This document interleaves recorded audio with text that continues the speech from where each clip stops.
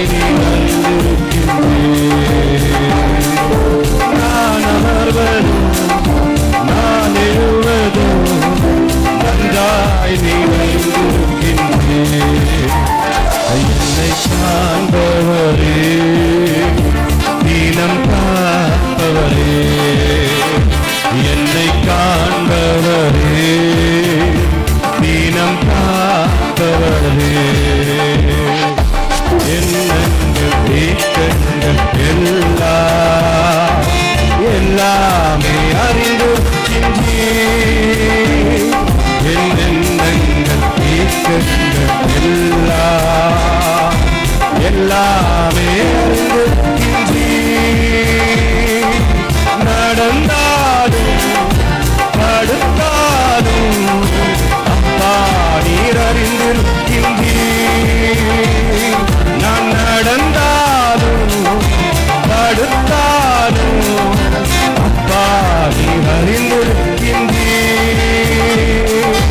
நன்றி ராஜா இயேசு ராஜா, நன்றி ராஜா இயேசு ராஜா. என்னை காண்பவரே, தீனம் காப்பவரே, என்னை காண்பவரே, தீனம் காப்பவரே, ஆராய்ந்து அறிந்திருக்கின்றேன். சுற்றி சுற்றி சூழ்ந்திருக்கின்றேன். ஆராய்ந்து அறிந்திருக்கின்றேன். சுற்றி சுற்றி சூழ்ந்திருக்கின்றேன்.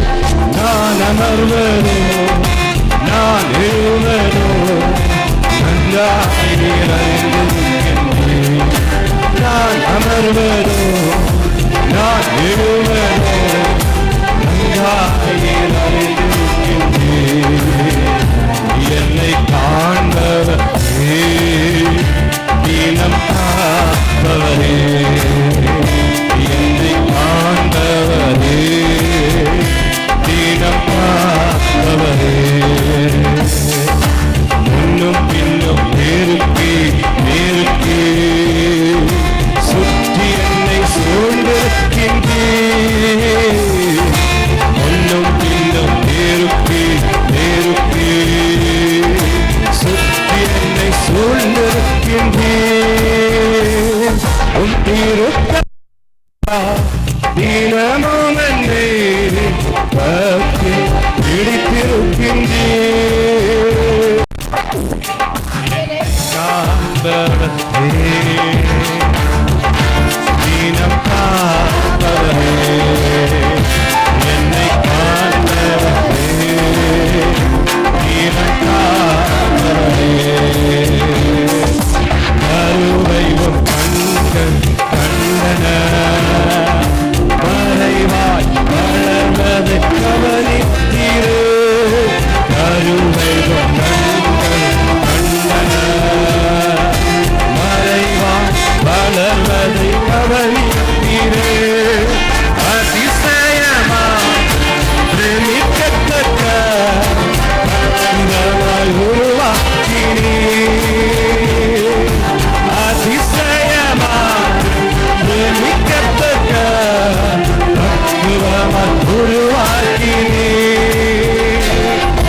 நன்றி ராஜா இயேசு ராஜா, நன்றி ராஜா என் இயேசு ராஜா.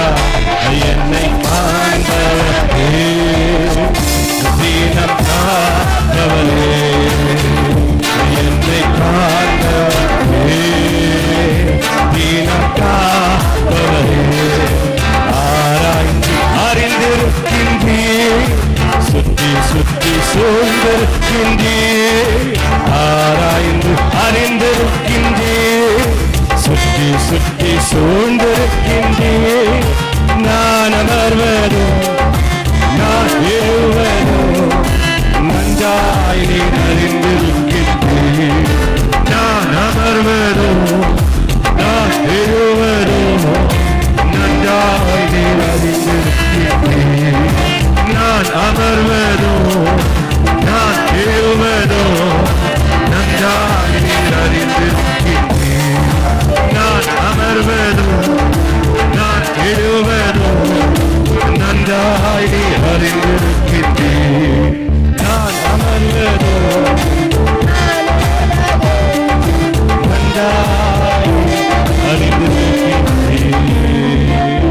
ஹல்லேலூயா. ஹல்லேலூயா.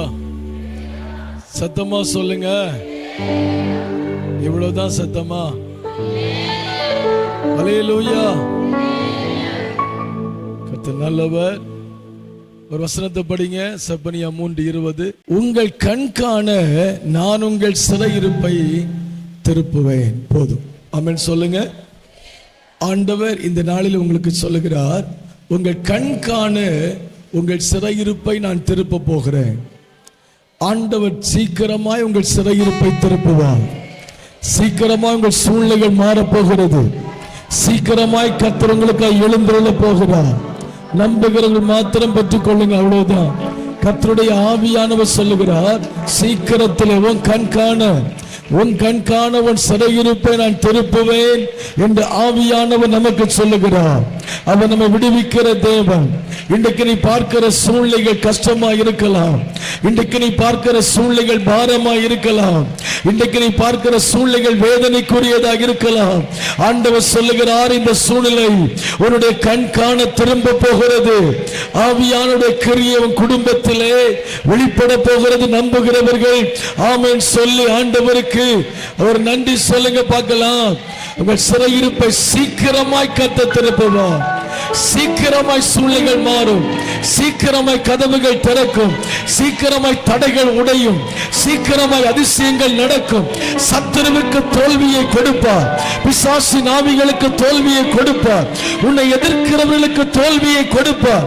ஆண்டவருடைய மகிமை வெளியரங்கமாக போகிறது. ஹல்லேலூயா. எழுந்திருக்கலாமா? ஹல்லேலூயா. உன் கண் காண உன் சூழ்நிலை மாறும். உன்னுடைய கண் பார்க்க உன் சூழ்நிலை சீக்கிரமா மாறும். ஆண்டவர் செய்ய போகிற அதிசயத்தை நீ பார்ப்ப. ஆண்டவர் செய்ய போற விடுதலையை நீங்க பார்க்க போறீங்க. கர்த்தர் ஏதோ செய்ய போகிறார். ஆண்டவருக்கு மகிமை செலுத்தி ஹல்லேலூயா. எல்லாம் எழுந்திருக்கலாமா? எல்லா ஜெபத்தோடு நன்றி ஆண்டவரே. ஹல்லேலூயா. துதி உமக்கே. ஹல்லேலூயா. துதி உமக்கே. ஹல்லேலூயா. துதி உமக்கே. ஹல்லேலூயா. துதி உமக்கே. ஹல்லேலூயா. துதி கைதட்டி ஹல்லேலூயா. துதி உமக்கே. ஹல்லேலூயா. துதி உமக்கே. ஹல்லேலூயா. துதி உமக்கே. ஹல்லேலூயா. சொல்ல சொல்ல ஹல்லேலூயா. துதி உமக்கே. மலக்கம் என்னை கலையாக்கோவி. என்னை மேலாக்கோவி. ஓ மலக்கம் என்னை கலையாக்கோவி. மலக்கம் என்னை மேலாக்கோவி.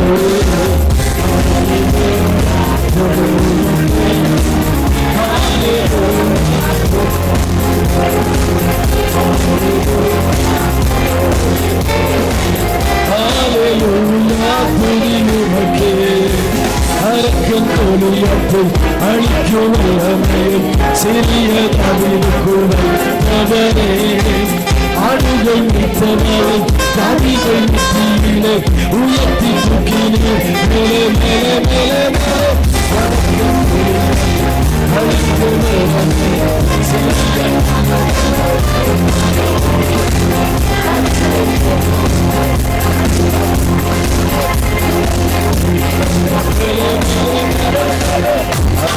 Hallelujah,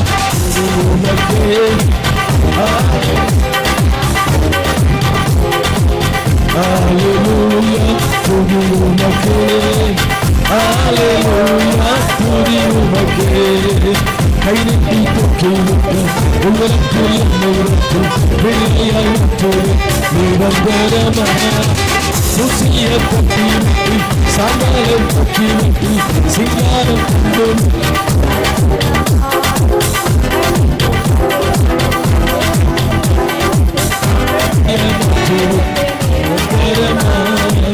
தூசிய தட்டி விட்டு சமலை போக்கி விட்டு தந்துவி நிரந்தரமா. ஹல்லேலூயா துதி உமக்கே, ஹல்லேலூயா துதி உமக்கே, ஹல்லேலூயா துதி உமக்கே, ஹல்லேலூயா துதி உமக்கே.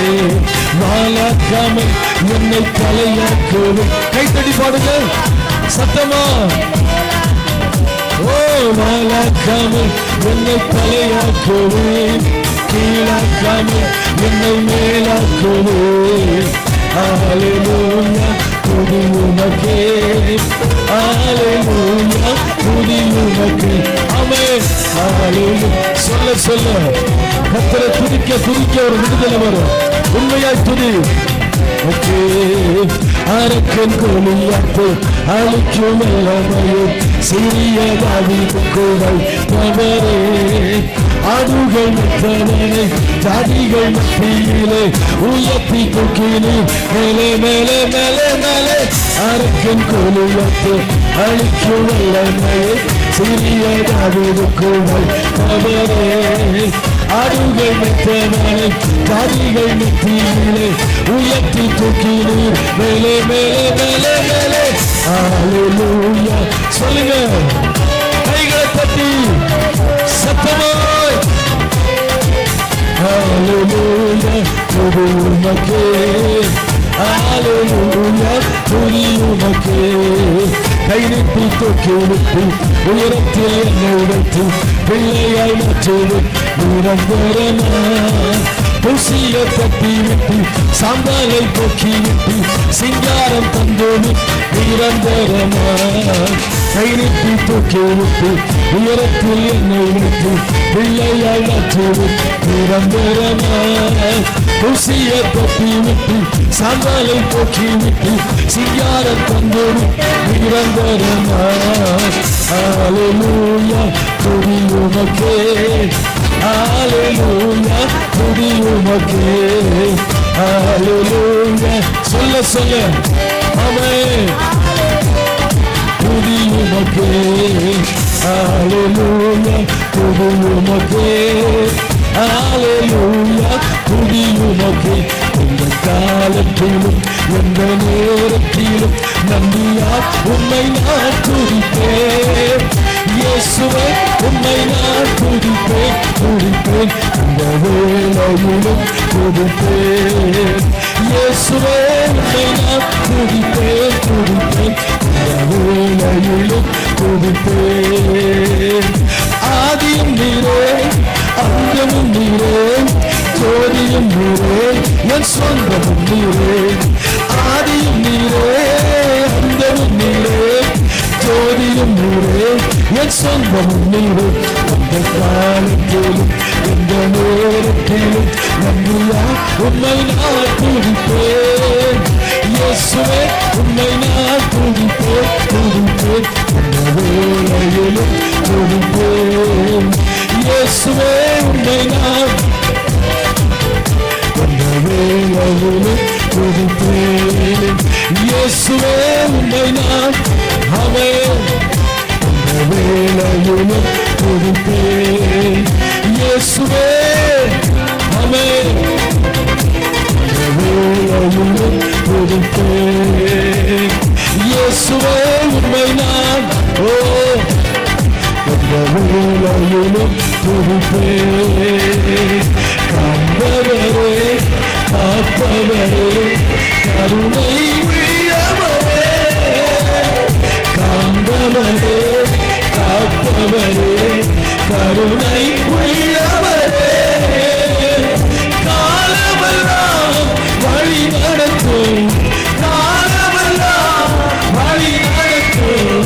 கண்மலையே ஸ்தோத்திரம், எங்கள் கண்மலையே ஸ்தோத்திரம். நடனமடி ஸ்தோத்தரிப்பேன், நான் உம்மை துதிப்பேன். கைத்தாள ஓசையுடன் கர்த்தா நான் உம்மை துதிப்பேன்.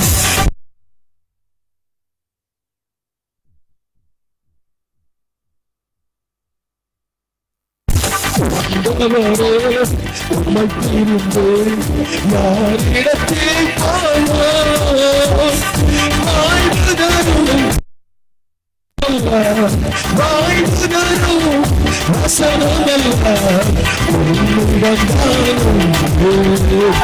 ஐயா, உம்மிடம் நடனமாடி நம்மை துடிப்பேன் கைப்பாட ஓசையுடே நம்மை துடிப்பேன் நடனமாடி சொத்தாரிப்பேன் நம்மை துடிப்பேன் கைப்பாட ஓசையுடே நம்மை துடிப்பேன் ஆண்டவரே உம்மை துதிப்பேன் யாரிடத்தில் போவோம்? ஆண்டவரே உம்மை துதிப்பேன் யாரிடத்தில் போவோம்?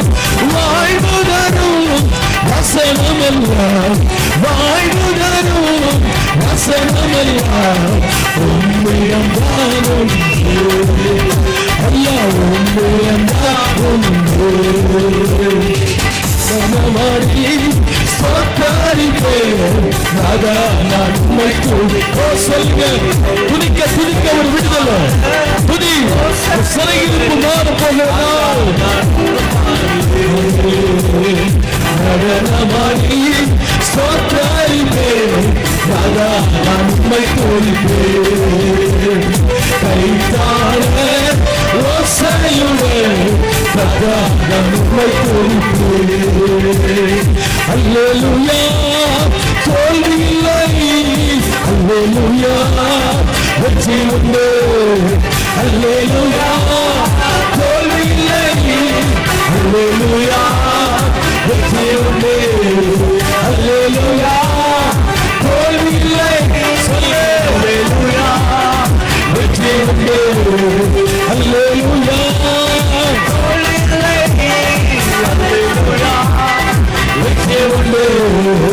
எனக்கு உதவிடும் எனது ஆண்டவர் இருக்கிறார். எனக்கு உதவிடும் எனது ஆண்டவர் என் பக்கம் இருக்கிறார். உலக மனிதர்கள் எனக்கு எதிராக என்ன செய்ய முடியும்?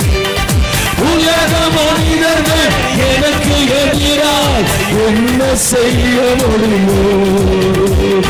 தோல்வி இல்லை எனக்கு, வெற்றி பவனி செல்வோம்.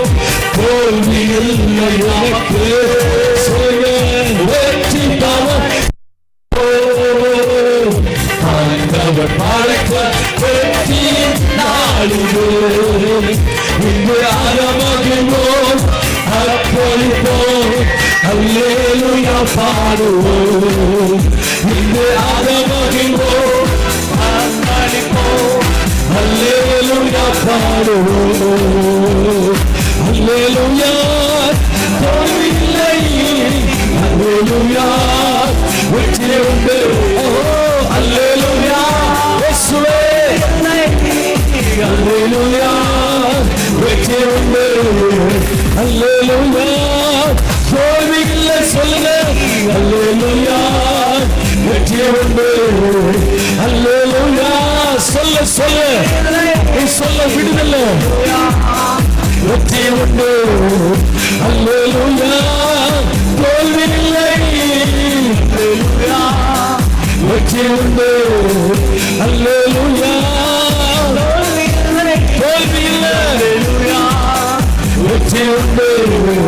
வெற்றி கோடி கொடுத்துடுவோம், நாம் நீர நடை நடந்திடுவோம்.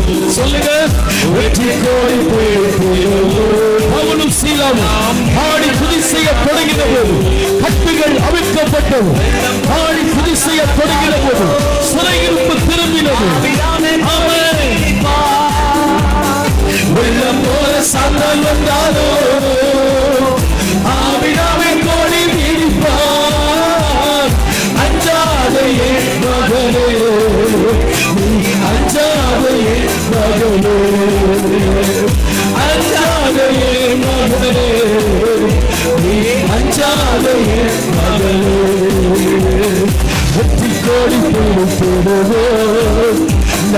வீரநாடை நடந்திடுவோம்.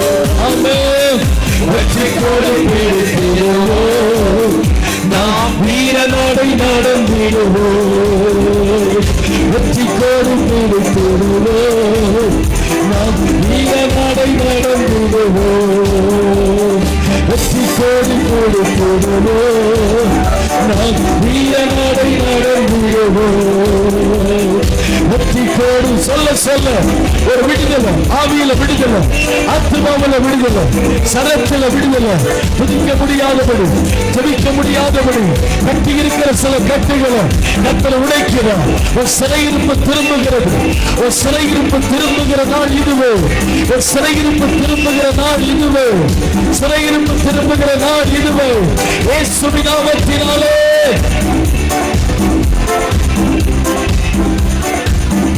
ஆமென், ஆமென், ஆமென், ஆமென், ஆமென். அல்லேலூயா, அல்லேலூயா. கர்த்தருடைய பிரசன்னம் இறங்கி வந்திருக்கிறது. ஆண்டவரை துதி. இருக்கிற பலத்துல கர்த்தரை துதித்து ஒரு விடுதலை வாங்கிக்கோ. இயேசுவின் நாமத்தினால இருக்கிற பலத்துல துதி. இருக்கிற பலத்துல துதி. இது போதாது, இன்னும் சத்தமா நீ துதிக்கணும். தேவ சமூகத்துல ஒரு சத்தம் கேட்கட்டும். எக்காலத்தை போல ஒரு சத்தத்தை உயர்த்தி ஆண்டவரை துதிக்க தொடங்கும் பொழுது சிறையிருப்பு கண்காண திரும்பும். உன் கண்காண சிறையிருப்பு திரும்பும். உன் கண்காண பிரச்சனைகள் மாறும். உன் கண்காண பிரச்சனைக்கு முடிவு வரும். உன் கண்காண அற்புதங்கள் நடக்கும். உன் கண்காண தடைகள் மாறும். உன் கண்காண கட்டுகள் உடையும். உன் கண்காண நன்மைகள் உண்டாகும். உன் கண்காண சாத்தானின் இருப்பிடங்கள் அழியும். உன் கண்காண கர்த்தர் எழுந்தொளி வருவார். உன் கண்காண உன்னை விடுவிக்க இயேசு வருவார். ஓ ஹல்லேலூயா, ஹல்லேலூயா. இயேசுவின் நாமத்தினாலே எல்லா கையை தட்டி கண்ணை மூடி ஜெபிக்கணுமே. எல்லா பிள்ளைகளும் அமைதியா இருக்கிறீங்க. கையை தட்டி ஸ்தோத்திரம் பண்ணி ஜெபம் பண்ணு.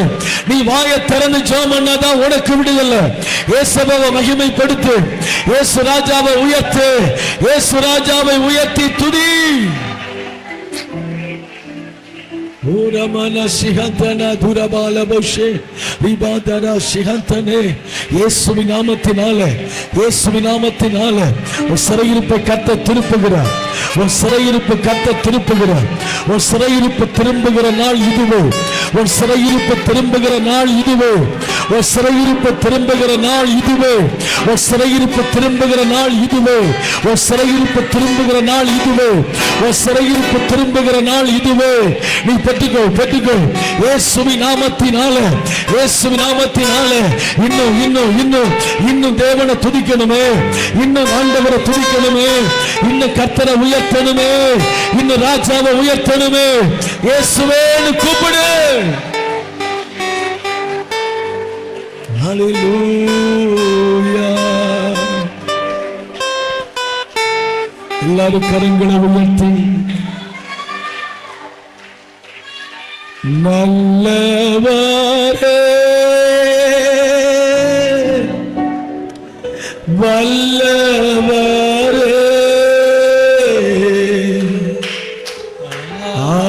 ஆராதனை ஆராதனை. கையில சேர்த்து சொல்லுங்க.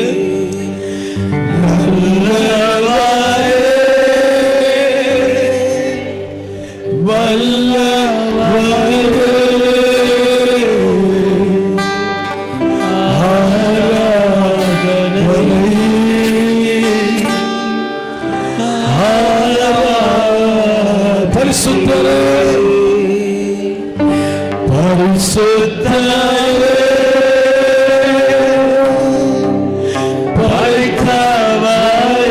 பரிசுத்தரே, ஆராதனை ஆராதனை.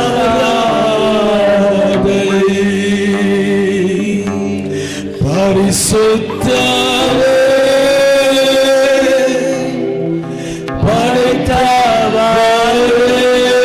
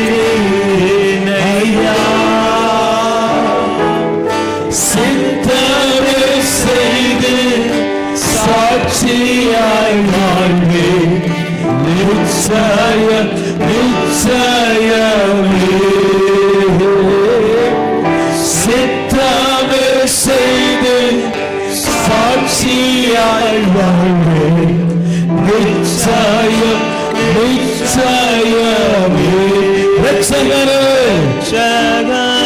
கைகளை அசைத்து எல்லாரும் கைகளை அசைத்து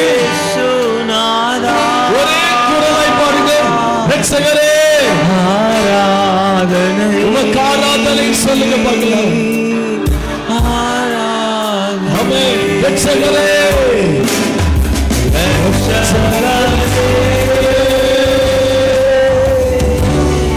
இயேசு நாதா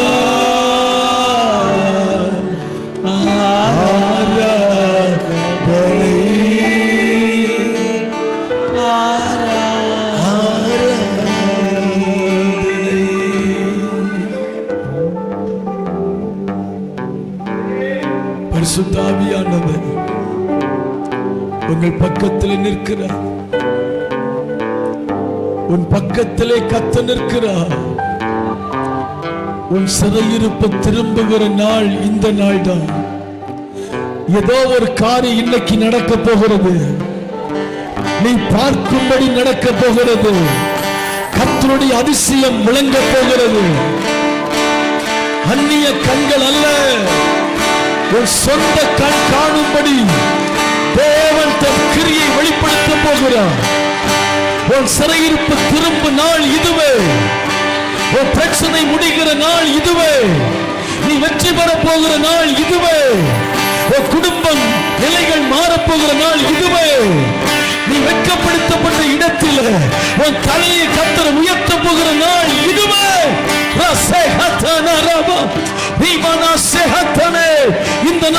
இந்த நாள் வெற்றியின் நாள் இதுவே. உன்னுடைய நாள், இது உங்களுடைய நாள். சபையே, இது உன்னுடைய நாள். உன்னை உயர்த்துகிற நாள். இயேசுவின் நாமத்தினாலே இதுவரை இருந்த தடைகள் உடைய போகிற நாள். கர்த்தர் எழுந்துள்ள போகிற நாள். ராஜாவாக இருக்க போகிற நாள்.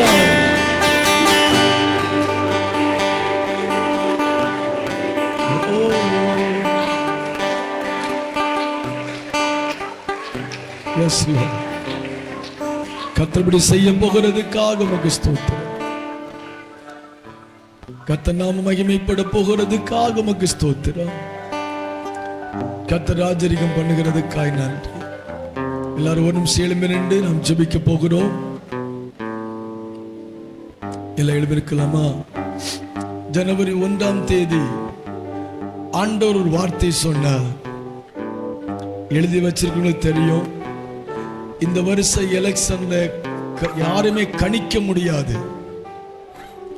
யாரும் எதையுமே கணித்து விட முடியாது.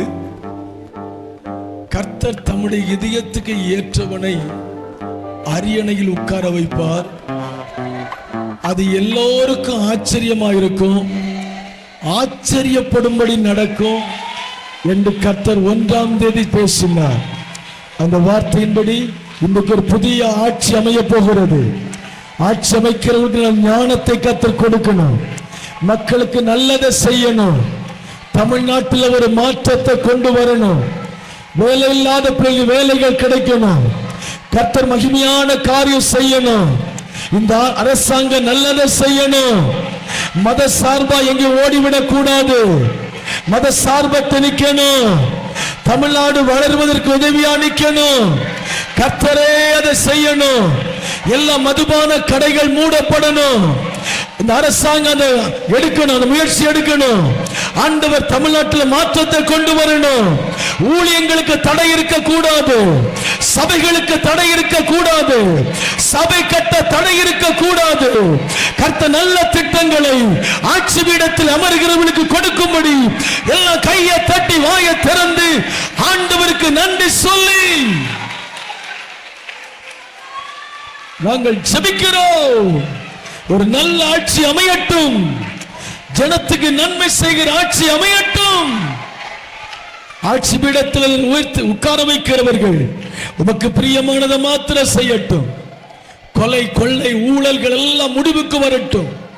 எல்லா சூழ்நிலைகளும் மாறட்டும். ஒரு பெரிய மாற்றம் உண்டாகட்டும். இது எப்படி நடந்தது என்று சொல்லத்தக்கதான அற்புதங்கள் நடக்கட்டும். ஆண்டவரே உமக்கு பிரியமானவர்களை நீர் ஆட்சிபீடத்தில் உட்கார வைப்பேன் சொன்னீர், அது நடக்கிறது. அதற்காக நாங்கள் நன்றி சொல்லுகிறோம். கர்த்தர் மகிமையான காரியம் செய்யுங்க. எல்லா குடும்பங்களையும் ஆசீர்வதிங்க, எல்லா பிள்ளைகளையும் ஆசீர்வதிங்க, சபை ஆசீர்வதிங்க. இயேசுவின் நாமத்தில் பிதாவே, ஆமென். கர்த்தருக்கு ஸ்தோத்திரம். என்னையும் ஒரு சிறிய சாட்சியாக நிறுத்தின தேவனுக்கு கோடான கோடி ஸ்தோத்திரம். என்னுடைய மகளுக்கு ஆண்டவர் திருமணத்தை ஆயத்தப்படுத்தி தந்தார். அதற்காக கோடி கோடி ஸ்தோத்திரம். வருகிற 12-13 பிள்ளையுடைய திருமணம். ஆண்டவர் எத்தனையோ தேவைகள் இருந்த போதிலும் நான் ஒவ்வொரு காரியத்திலும் ஆண்டுடைய பாதத்தில் சொல்லி ஜெயிப்பேன். ஆனால் ஆண்டவர் அநேக தடைகள் வந்த போதிலும் எல்லாவற்றையும் நீக்கி ஆண்டவர் எனக்கு ஒரு ஜெயத்தை தந்து என்னையும் ஆசீர்வதித்து என் குடும்பத்தையும் சாட்சியாய் நிற்க செய்த தேவனுக்கு கோடி கோடி நன்றி செலுத்தி என் எளிய சாட்சியை முடிக்கிறேன். மேலும் நான் எல்லாருக்கும் சீட்டு கொடுத்தது போல நான் நம்புகிறேன். ஆனாலும் எல்லாரும் இந்த திருமணத்தை சீட்டு தந்த விட தராத்த விழா இருந்தாலும் மன்னிச்சு எல்லாரும் இந்த திருமணத்திற்கு வந்து கலந்து கொள்ளுமாறு, மே 12-13 நடக்கிற திருமணத்தில் வந்து கலந்து கொள்ளுமாறு உங்களை அனைவரையும் நான் சபையை அனைவரையும் விളിக்கிறேன். சகோதர சகோதரிகளும் இருந்தாலும் பெற்றோர்களாக இருந்தாலும் எல்லாரையும் அன்பாக தாழ்மையுடன் கேட்கிறேன். எல்லாரும் என்னோட பிள்ளையுடைய திருமணத்திற்கு வந்து கலந்து பிள்ளையை ஆசீர்வதிக்குமாறு வேண்டிக் கொள்கிறேன். நன்றி. எல்லாரும் 13ஆம் தேதி, இன்னைக்கு புதன்கிழமை 13ஆம் தேதி காலை 10 மணிக்கு திருமணம் நம்ம அதை நடத்தி வைக்கிறோம். எல்லாரும் வரணும். சபை மக்கள் எல்லாரும் திருமணத்தில் பார்க்கணும். எல்லாரும் வந்து அந்த பிள்ளைகளை வாழ்த்துவோம். கர்த்தர் ஆசீர்வதிப்பார்.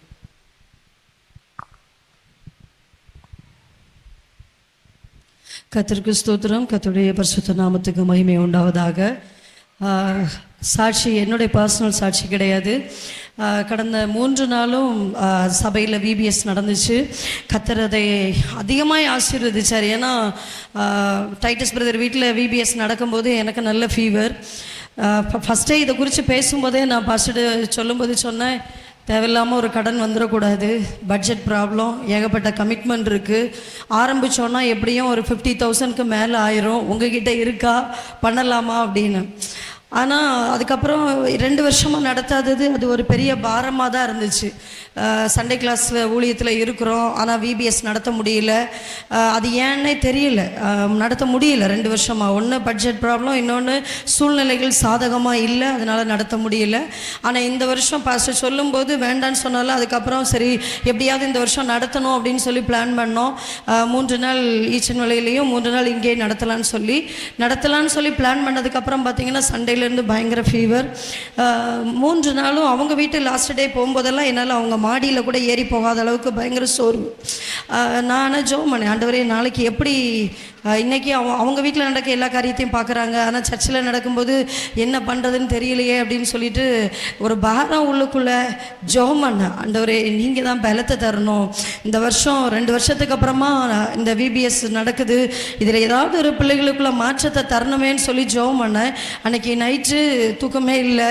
காலையில் வந்தோம், ஒரு சிலரை உதவிக்கு கூப்பிட்டுருந்தேன். எனக்கு அது எப்படி நன்றி சொல்கிறதுன்னு தெரியல. நான் நன்றி சொல்கிறதுக்காக தான் பாஸ்டர் எனக்கு ஒரு 2 நிமிஷம் வேணும்னு கேட்டேன். ஏன்னா டீச்சர்ஸ் ஒரு சிலர் வர முடியல. அதுக்கப்புறம் பார்த்திங்கன்னா நம்ம சபையில் உள்ள சகோதரிகள் சமையல் எப்போவுமே நம்ம பெரும்பாலும் வெளியில் தான் கொடுப்போம். ஏன்னா உள்ளே உட்கார முடியாது, ஆலயத்தில் இருந்து கவனிக்க முடியாதுன்னு சொல்லிட்டு வெளியிலேருந்து தான் ஆர்டர் இப்போ கொஞ்ச நாளாக கொடுத்துட்ருக்கோம்.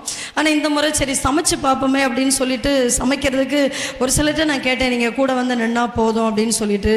ஆனால் எதிர்பார்க்கல, நினைக்கல, ஆண்டவருடைய தயவு அதிகமாக இருந்துச்சு. ஒவ்வொருத்தரையாக பேரை சொல்லணும்னு நினச்சேன், அதை பாஸ்டர் சொல்லுவாங்க. ஆனால் யார்கிட்டையும் நீங்கள் இதை பண்ணுங்க அதை பண்ணுங்க அப்படின்லாம் சொல்லலை. யார் வீட்டு வேலையோ அப்படின்னு நினைக்கல. எல்லாரும் உதாரணத்துவமாக சிலர் கொடுத்தாங்க. சிலர் எல்லாத்துலேயும் முன் அவங்களால முடியும். எனக்கெல்லாம் கால் ஊன முடியல. நேற்று நைட்லாம் போயிட்டு படுத்தது, அவ்வளோ டயர்டு. ஆனால் இந்த சகோதரிகளுக்கு எல்லாம் மருதங்கூடு சுஜியோட அம்மா, அதுக்கப்புறம் கௌதம் பிரதரோட ஒய்ஃப் லிஜி, அதுக்கப்புறம் ராதிகா, அடுத்து Titus brother wife Sibi, Anisha sister, இன்னும் நிறைய பேர், ஜெனில் சித்திச்சு அவங்க அம்மா, அதுக்கப்புறம் பசங்க ஜெனில் ஜெபின், ஒரு நாள் சஞ்சய், அப்புறம் அக்ஸின் ஜெஸ்லின், எல்லாருக்குமே ஃபுல் வேலை. நாங்கள் சர்ச்சுக்குள்ளே வரல. ஆனால் 3 நாளும் ஆண்டவர் எல்லாருக்கும் நல்ல பலத்தை கொடுத்தாரு. இதை விட ஒரு பெரிய இது என்னன்னா, பிள்ளைங்க தானா வந்து போறக்கூடிய ஆட்டோ செலவு ஒருத்தருக்கு மட்டும் தான் செலவு பண்ணோம், வேற யாருக்குமே நாங்கள் செலவு பண்ணலை. அவங்களாவே வந்து எங்களுக்கு வேண்டாம் அப்படின்னு சொல்லிட்டாங்க. அதே மாதிரி இன்னொரு விஷயம் கேட்டாங்க, பவனி போனோம் அப்படின்னு சொல்லிட்டு. அது வந்து நான் கூட சரி மழை வந்துருச்சுன்னா என்ன பண்ணேன்னு, ஆனால் பிள்ளைங்க அவ்வளோ ஜாலியாக அந்த லைன் போகும்போது பார்த்தீங்கன்னா ஏதோ ட்ரெயின் போன மாதிரி இருந்துச்சு. அது உங்களுக்கு வீடியோ போட்டாங்களான்னு தெரில, போடுவாங்க சரியா. அதனால இந்த 3 நாளும் எங்கள் கூட இருந்து ஒத்துழைப்பு கொடுத்த பேரண்ட்ஸ்க்கு, சிஸ்டர்ஸ்க்கு, பிள்ளைங்களுக்கு, அதே மாதிரி உதவி செஞ்ச ஃபுட்டுக்கு உதவி செஞ்ச ரகு பிரதருக்கு, தேங்காயெல்லாம் கொடுத்து உதவி செஞ்ச யூஜின் பிரதர் ஃபேமிலிக்கு, அதே மாதிரி சஜிதா அவங்க திடீர்னு பார்த்தா அவங்களே ஒரு பிளான் பண்ணி ஃபர்ஸ்ட் டே சாப்பாடு வைக்கிறோம். பிள்ளைங்க கேட்குறாங்க அப்பளம் இல்லையா அப்படின்னு, ஒரு பிள்ளை கேட்குது பாயசம் இல்லையான்னு. பார்த்தா அவங்களே ஒரு பாயசத்தை உருவாக்குனாங்க. ஒரு நாள் ஒரு டீம் வந்து கேரட் பாயசம் செஞ்சு கொடுத்தாங்க, ஒரு நாள் அடை பாயசம் செஞ்சு கொடுத்தாங்க. எல்லாத்துக்கும் நான் மனசார நன்றி சொல்றேன். இதோட பலனை ஆண்டவர் பரலோகத்தில் 100 மடங்கு தருவாங்க, அதையும் நான் விசுவாசிக்கிறேன். பிள்ளைங்க எல்லாம் ஹாப்பியா இருந்தீங்களா? என்னையே பாருங்க, மேல நீங்க எல்லாம் இருந்தீங்க சரியா, ஹாப்பியா இருந்தீங்களா இல்லையா? உண்மையா இல்லையா? பிரயோஜனமா இருந்துச்சா இல்லையா? வாயை திறக்காதவங்களா வரலையா விபிஎஸ்க்கு? பிரயோஜனமா இருந்துச்சா இல்லையா? சந்தோஷமா இருந்தீங்களா இல்லையா? நல்லா சாப்பிட்டீங்களா இல்லையா? Very good. கர்த்தர் இனி வரும் வருஷத்துலையும் தடை இல்லாமல் இது நடக்கணும், அதுக்காக ஜெபம் பண்ணிக்கணும். ஹல்லேலூயா.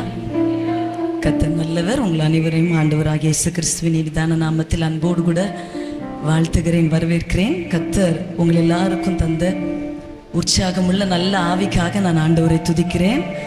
எல்லாத்துக்கும் மேலா நான் ஆண்டவருடைய நாமத்தை மகிமை செலுத்துகிறேன். ரெண்டாவதாக உங்களுடைய அந்த இருதயத்தை எழுப்பின அந்த ஆண்டவருக்கு மகிமை, உங்களுக்கும் நன்றி. அல்லேலூயா. கடந்த 3 நாள் விபிஎஸ் ரொம்ப ஆசீர்வாதமாக நடந்தது. ஒரு பாஸ்டர் அம்மாவை நான் தான் நன்றி சொல்ல கடமைப்பட்டிருக்கிறேன். அல்லேலூயா. ஏன்னா இதுக்கு முன்னாடியெல்லாம் விபிஎஸ் நடக்கிற டைமில் ஃபுல்லாக சமையல் வேலை நான் தான் பார்க்கணும்.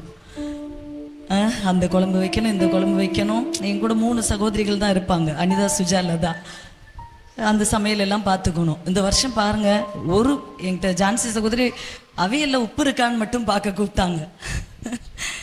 அல்லேலூயா. ஒரு வேலை நான் செய்யலை. என்னுடைய பிள்ளைகளை ஆண்டவர் எழுப்பி இந்த இடத்துல கர்த்தருடைய ஊழியத்துக்காக ஆண்டவர் மனம் உவந்து செஞ்சாங்க. பாஸ்டர் வந்து பேர் சொன்ன எல்லாரும் ஒரு வாட்டி சபையில் எழுப்பி நில்லுங்களேன். ஒரே ஒரு தடவை உங்களுக்கு ஒரு தேங்க்ஸ் நான் சொல்லிட்டு உங்களை உட்கார வச்சிடலாம். எல்லாம் எழுப்பி இந்த காரியங்களுக்கு வந்த ஒவ்வொரு பிள்ளைகள், மருதங்கோட்டிலேருந்து வந்தவங்க, சகோதரி ஜான்சி, அருமையான மகள், எல்லாம் ஒரு வாட்டி எந்திரிச்சு நில்லுங்க. கர்த்தர் நல்லவன். எழும்பவும் கஷ்டமா இருக்கா? எல்லா சபையெல்லாம் சேர்ந்து கையை தட்டி அந்த பிள்ளைகளுக்கு பின்னால நிற்கிறாங்க. கையை தட்டி மகன் அக்ஷனை காணோம். பிள்ளைகள் அத்தனை பேர் பிரைட்டா எழுமி நில்லுமா. சண்டே அந்த காரியங்கள் எல்லாம் டீச்சர்ஸாக இருந்தவங்களும் எழுமி நில்லுங்க. கர்த்தர் நல்லவர். எல்லா பிள்ளைகளுக்கும் நான் மனசார நன்றி செலுத்துகிறேன். ஏன்னா இந்த தடவை நீங்களே எழும்பி ஆண்டவருக்காக இந்த வேலையை செஞ்சுருக்கிறீங்க. பாகுபாடு இல்லாமல், ஒரு வார்த்தை கூட சொல்லாமல் கர்த்தருக்காக, இந்த ஊழியத்துக்காக நீங்கள் செஞ்சதை நினச்சி நான் ஆண்டவரை துதிக்கிறேன். இதற்குரிய பலனை கர்த்தர் 1000 மடங்கு உங்களுக்கு கர்த்தர் கொடுப்பார். கரங்களை தட்டி தேவநாமத்தை மகிமைப்படுத்தும். உட்காரும். தேங்க்ஸ். அல்லேலூயா. ஆச்சரியப்பட வைத்தது ஒவ்வொரு விஷயம். அது போல் ஃபுட்டும் அவ்வளோ டேஸ்ட்டாக ரொம்ப நல்லா இருந்தது. நானும் நல்லா சாப்பிட்டேன், பிள்ளைங்க எல்லாம் சாப்பிட்டாங்க. ஊர்வலம் போனோம், அதுவும் நல்லா இருந்தது. எல்லா காரியத்திலையுமே தேவனுடைய நாமம். அந்த மார்த்தாண்டத்தை சுற்றி வரும்போது ஏசு ராஜாவுக்கு ஜே அப்படின்னு சொல்லி குழந்தைங்க ஆண்டோடைய நாமத்தை உயர்த்தினாங்க. எல்லாரும் நினச்சிருப்பாங்க ஒருவேளை கட்சிக்காரங்க யாரோ வந்திருப்பாங்க போலன்னு ஆச்சரியமாக பார்த்தாங்க. ஆனால் கர்த்தருடைய பிள்ளைகள், சின்ன சின்ன குழந்தைங்க மழையில் நனைஞ்சிக்கிட்டே இயேசுவின் நாமத்தை உயர்த்தினதை பார்க்கும்போது ஆனந்த கண்ணீர் தான் வந்தது. ரொம்ப சந்தோஷம். இதெல்லா மகிமையும் ஆண்டவர் ஒருவருக்கே நான் செலுத்துகிறேன். இந்த காரியத்தை செய்த ஒவ்வொரு பிள்ளைகளுக்காக நான் ஆண்டவருடைய நாமத்துக்கு மனதார நன்றி செலுத்துகிறேன். அல்லேலூயா. எல்லாம் சந்தோஷமா இருக்கீங்களா? ஹேண்ட் ஷேக் பண்ணி கேளுங்க, எல்லாம் சந்தோஷமா இருக்கீங்களா அப்படின்னு சொல்லி. அல்லேலூயா. சந்தோஷம் இல்லைனாலும் கர்த்தர் உங்களுக்கு இன்னைக்கு சந்தோஷத்தை கொடுப்பார், உங்க கூட பேசுவார். இன்னைக்கு எதிர்பார்ப்போட நீங்க வந்திருக்கீங்க. உங்களை துக்கத்தோட ஆண்டவர் இந்த இடத்துல இருந்து அனுப்ப மாட்டார். நிறைய பேருக்கு வர முடியலை. ஆனால் அதோடைய உண்மையான ரீசன் என்கிட்ட சொல்லியிருக்கீங்க. ஆனால் இனி நடக்கும்போது நீங்கள் பாஸ்டர்ட்டையும் கண்டிப்பாக சொல்லணும், சரியா? வர முடியாததான காரணம். அப்போ நமக்கு எல்லாரும் ஒன்றா நின்று தேவநாமத்தை மகிமைப்படுத்த அது ஏதுவாக இருக்கும். ஒரு குறை இல்லாமல் ஆண்டவர் உங்களை இந்த மாதத்தில் நடத்த போகிறார். அல்லேலூயா. உங்கள் குடும்பத்துக்கு தேவையான எல்லா ஆசீர்வாதங்களையும் ஆண்டவர் நிறைவாக உங்களுக்கு கொடுக்க போகிறார். அல்லேலூயா. எல்லா நன்மைகளும் கொடுப்பார், பாதுகாப்பை கொடுப்பார், ஜெயத்தை கொடுப்பார். தேசத்தில் அரசியலில் ஒரு மாற்றத்தை கொடுத்த கர்த்தர் உங்கள் வாழ்க்கையிலும் ஒரு மாற்றத்தை கொடுப்பார். அல்லேலூயா. நம்ம எல்லாருக்கும் தெரிந்த ஒரு பாடல், இயேசு ரட்சகர் பெயரை சொன்னால் எதுவும் நடக்குமே. இந்த பாடலை கரங்களை தட்டி பாடி ஆண்டுடைய நாமத்தை மகிமைப்படுத்தி விட்டு ஆண்டுடைய வார்த்தைக்கு நேராக நாம் திரும்புவோம். ஹல்லேலூயா. இயேசு ரட்சகர் பெயரை சொன்னால் எதுவும் நடக்குமே. அவர் இதயத்தோடு கலந்து விட்டால் எல்லாம் கிடைக்குமே, எல்லாம் கிடைக்குமே.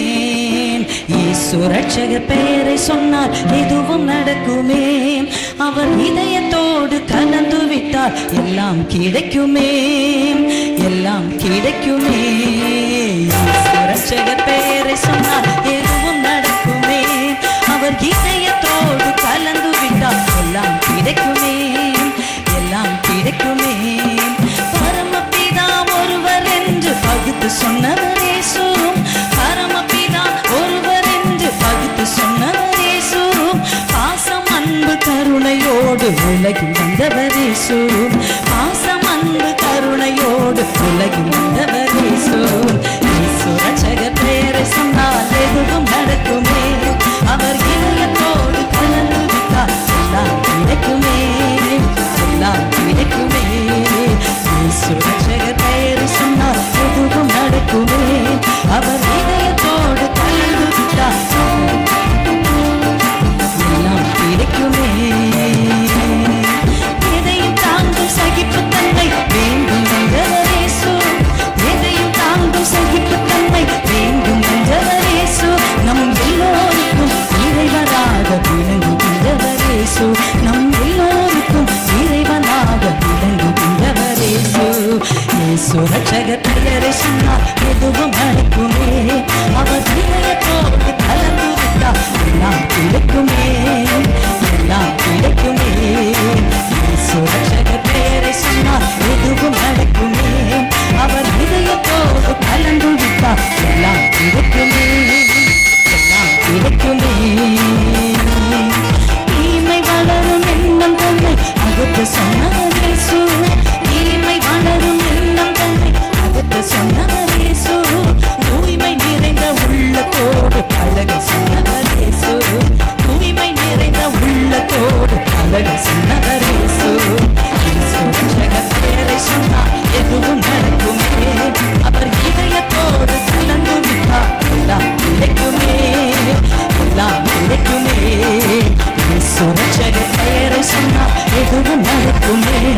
அவர் இதயத்தோடு கலந்து விட்டால் எல்லாம் கிடைக்குமே, எல்லாம் கிடைக்குமே. இயேசு ரட்சகர் பெயரை சொன்னால் எதுவும் நடக்குமே. அவர் இதயத்தோடு கலந்து விட்டால் எல்லாம் கிடைக்குமே, எல்லாம் கிடைக்குமே.